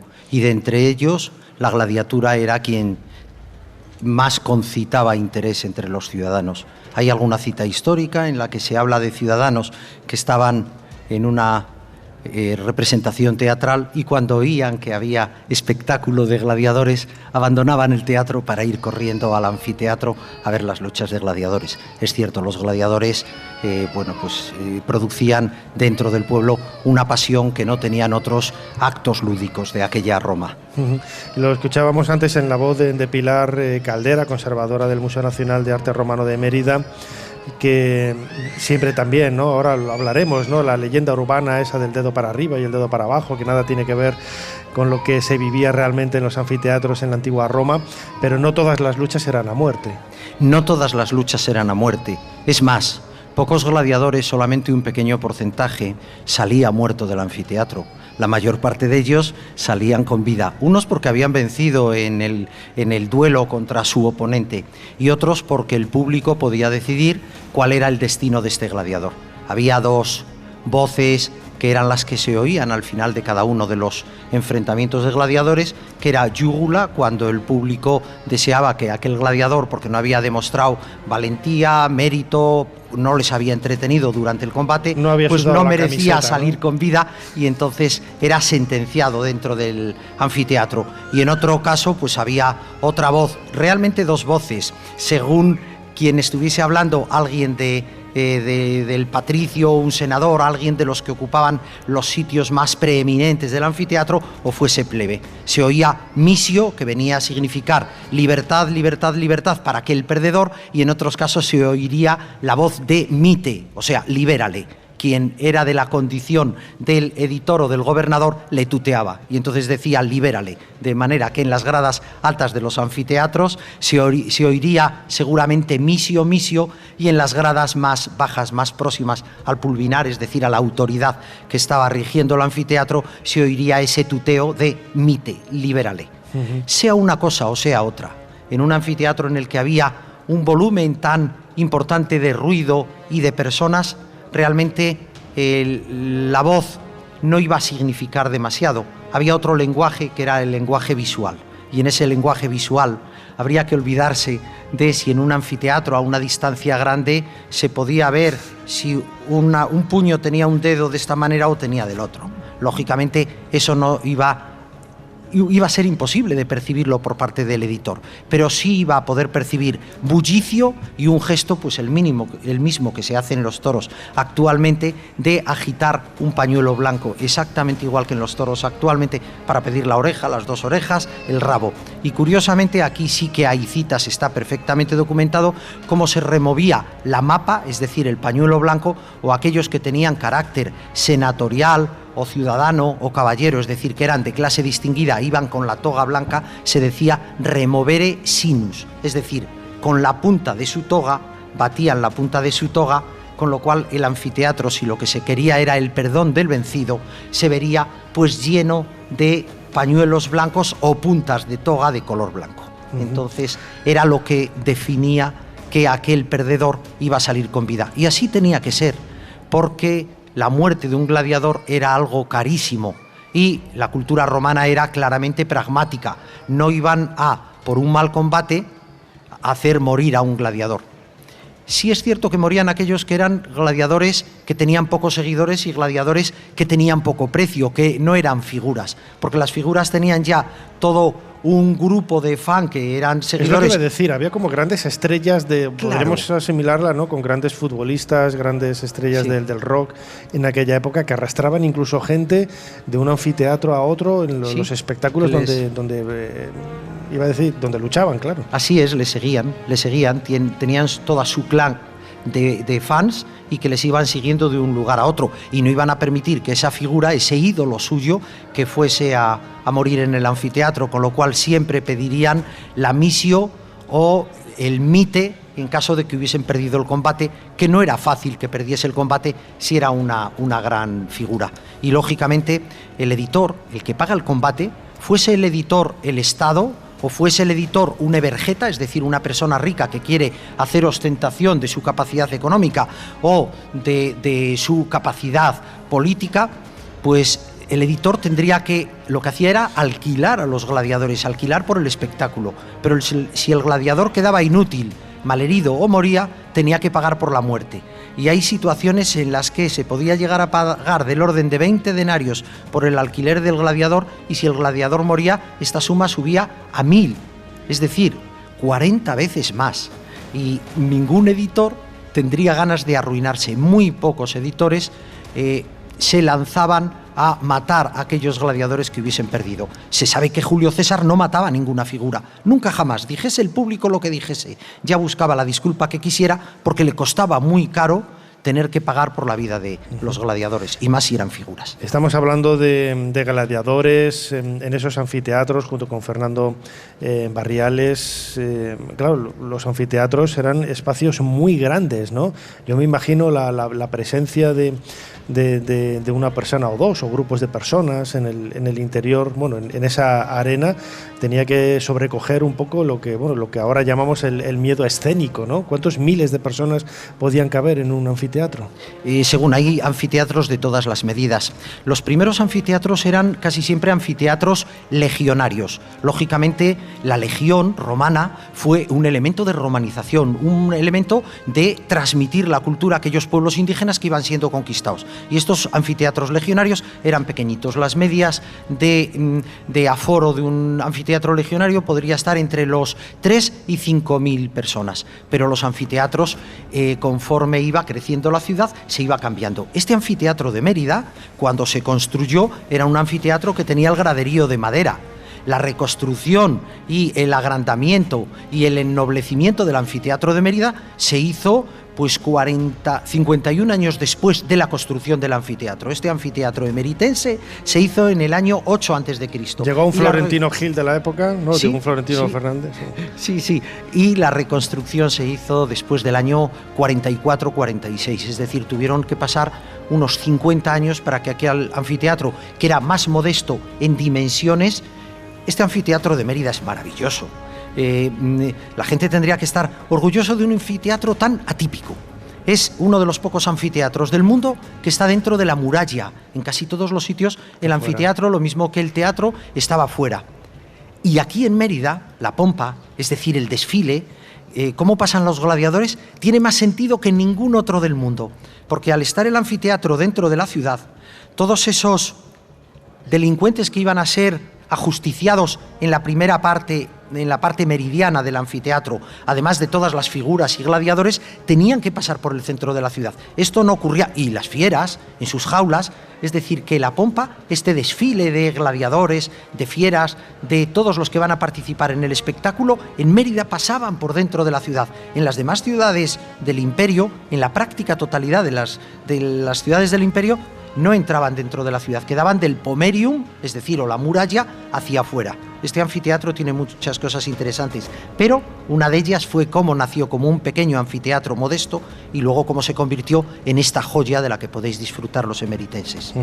Inmenso, un aforo muy importante. Desde luego. Tenemos aquí la mesa, como siempre, llena de protagonistas de la historia, de Playmobil. En este caso tengo en mis manos un gladiador. ¿Quién podía llegar a ser gladiador? A ser gladiador podía llegar la gente por diferentes cauces. Primero, de los gladiadores podían ser prisioneros de guerra. Se hace una batalla y casi en el campo de batalla, y después cuando se hace el triunfo, cuando entras en Roma, llegas a una serie de prisioneros de guerra en el campo de batalla, seguramente para pagar ese fuego bélico que tienes después de haber vencido, pues expones a una serie de los que has vencido a que peleen entre ellos, y casi siempre que peleen a muerte. Simplemente es la satisfacción de ver morir para darte ya espectáculo a aquellos a los que has conseguido vencer. Entonces hubo una serie de espectáculo de muerte en el propio campo de batalla, y luego en Roma o en la ciudad importante cuando se hace el triunfo del general que había vencido. Segundo camino para llegar a ser gladiador: que seas un esclavo y que tu dueño te venda a un ludus. Te vende, si tienes unas cualidades físicas que puedes llegar a dominar la esgrima gladiatoria, pues te venden, y tu dueño ha sacado un dinero por ese siervo mucho mayor que el uso que podría haber tenido si hubiese seguido en la domus, en su domicilio, actuando como esclavo normal, como esclavo doméstico. Tercer camino para ser esclavo: aquellos condenados. Los jueces condenaban de diferentes maneras. Condenaban ad gladius, es decir, condenaban a morir por la espada. Estos morían todos, iban al anfiteatro y antes de empezar los combates de las figuras de los gladiadores les daban un arma. No tenían prácticamente, o sí, entrenamiento, pero no tenían las defensas apropiadas para salir bien parados del combate, y sobre todo porque en los condenados ad gladius no iba a haber jugula o misio, iban a morir sí o sí, y cuando quedaba el que había matado a los demás, le sacaban un gladiador profesional bien armado, bien cubierto, bien protegido, para que se cargase a ese último. Ese era el condenado ad gladius, pero había otros que era una condena menor, que era condenado ad ludum, es decir, condenado a ser gladiador. Y si este gladiador podía morir consecuencia de un combate, pero si demostraba ser bueno y no moría con consecuencia de uno de los combates, al final acababa adquiriendo la libertad. Luego se podía llegar a ser gladiador también así. Y por último, se podía ser un ciudadano libre que, por dinero o por prestigio o por ambición, se quería convertir en gladiador. Estos eran los libres. Ya para ir acabando, Fernando Barriales, claro, estamos hablando de una sociedad que en ocasiones hemos idealizado, ¿no?, por lo del derecho romano, algunos aspectos, al igual que sucedía en Grecia o en otras culturas, que consiguieron avances en la sociedad, pero desde el punto de vista moral, ético, viéndolo con las ideas del presente, eran sociedades absolutamente violentas, donde la vida prácticamente no valía nada, la vida humana. Claro, el mundo antiguo era un mundo violento, era un mundo que, bueno, pues el elemento bélico estaba presente en toda la sociedad. Pero es que, ciertamente, un esclavo lo mismo que un gladiador era un infame, era cosa. Y una cosa, había unas leyes perfectamente estructuradas y respetuosas con la condición humana de los que eran humanos. Pero es que un siervo o un esclavo no era humano, era cosa. Y un gladiador exactamente igual, con lo cual la muerte de estos suponía muy poco. Con lo cual era una cultura que no podemos verla con el prisma de nuestra sociedad actual. Pero era una sociedad como otras, además de la romana, que era una sociedad claramente belicista. Con lo cual no producía ningún escándalo ir al anfiteatro. Incluso patricios llevaban a los niños para que viesen lo importante de lo que era la esgrima gladiatoria y viesen algo mucho más importante. Y para lo que se entrenaba mucho a los gladiadores era para morir con dignidad y sin miedo a aquellos que el público no les había concedido la misión, o el editor, el público la solicitaba y el editor la concedía. Y era cuando morían, pues curiosamente se arrodillaba, sujetaba la rodilla del que le iba a ayudar a morir y se colocaban el gladius, es decir, la espada que le iba a dar muerte, bien en la clavícula izquierda y la sujetaban con sus manos, y el que le iba a dar muerte, el que la había vencido, solamente tenía que empujarla, o si estaba tan mal herido que no se podía mantener ni de rodillas ni de pie para recibir una muerte con dignidad, pues era pinchado en la espalda para ir directamente al corazón y que fuese una muerte rápida, o era degollado para que se desangrase rápidamente y tuviese una muerte rápida. Y así lo hacía el vencedor, porque algún día podía ser él el que recibiese el hierro de un gladiador que lo hubiese vencido. Es decir, había todo un código de honor dentro de una estructura de miserables sociales que eran los infames, que eran los gladiadores, muy admirados por parte de la sociedad, pero muy despreciados a nivel institucional. Es fascinante la historia de los gladiadores que hemos descubierto en los últimos minutos de la mano de Fernando Barriales, biólogo, veterinario, gladiador, podríamos decir también, aunque hoy viene de togado, sin más, que no es poco, desde luego, en estos minutos que ha compartido con nosotros aquí en Ser Historia. Como siempre, Fernando Barriales, muchísimas gracias una vez más por habernos ayudado a hacer un poquito más de historia. Muchas gracias a vosotros.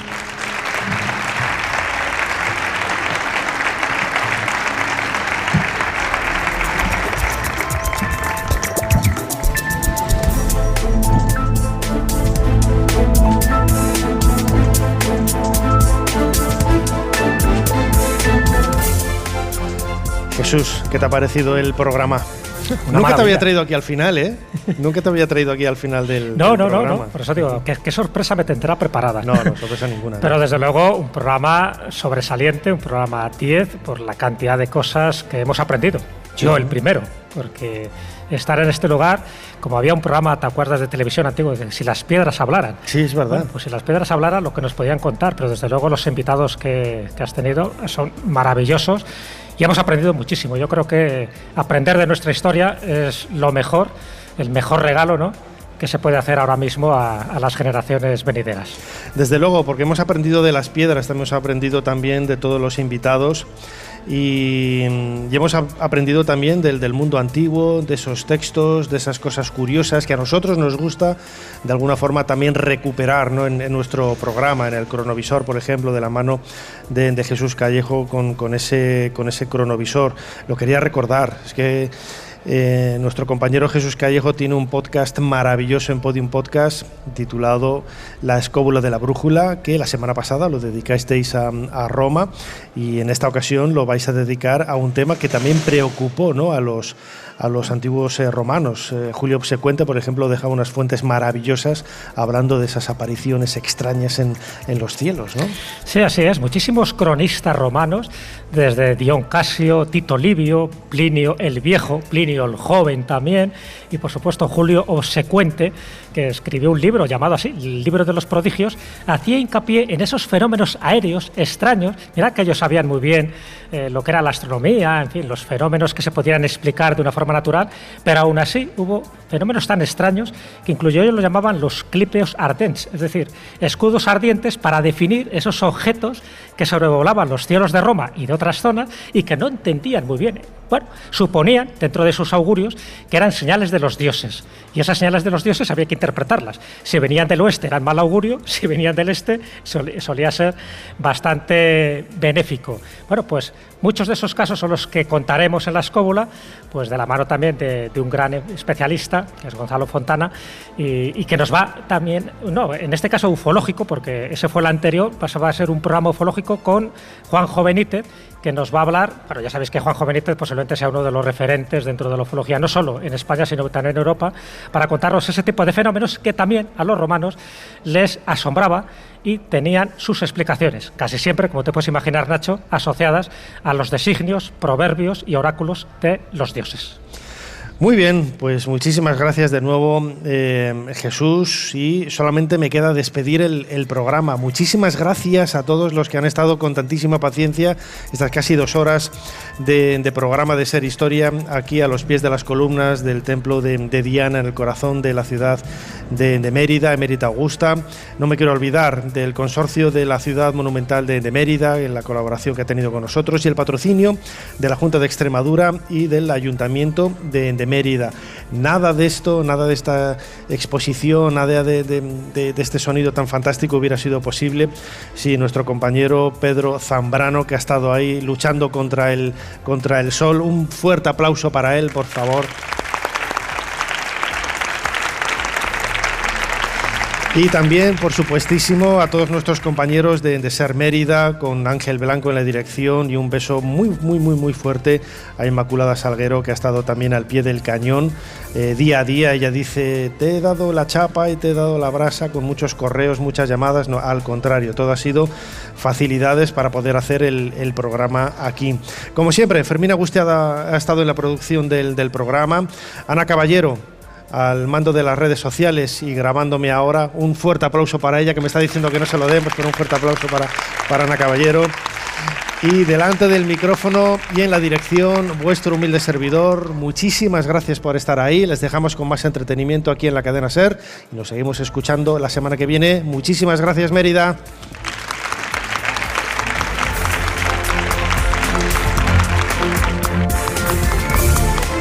Suscríbete a Ser Historia. Todos los episodios y contenidos adicionales en la app de Cadena SER y en nuestros canales de Apple Podcast, Spotify, iVoox, Google Podcast y YouTube. Escúchanos en directo en la SER los domingos a la 1:30 de la madrugada. Cadena SER. La radio.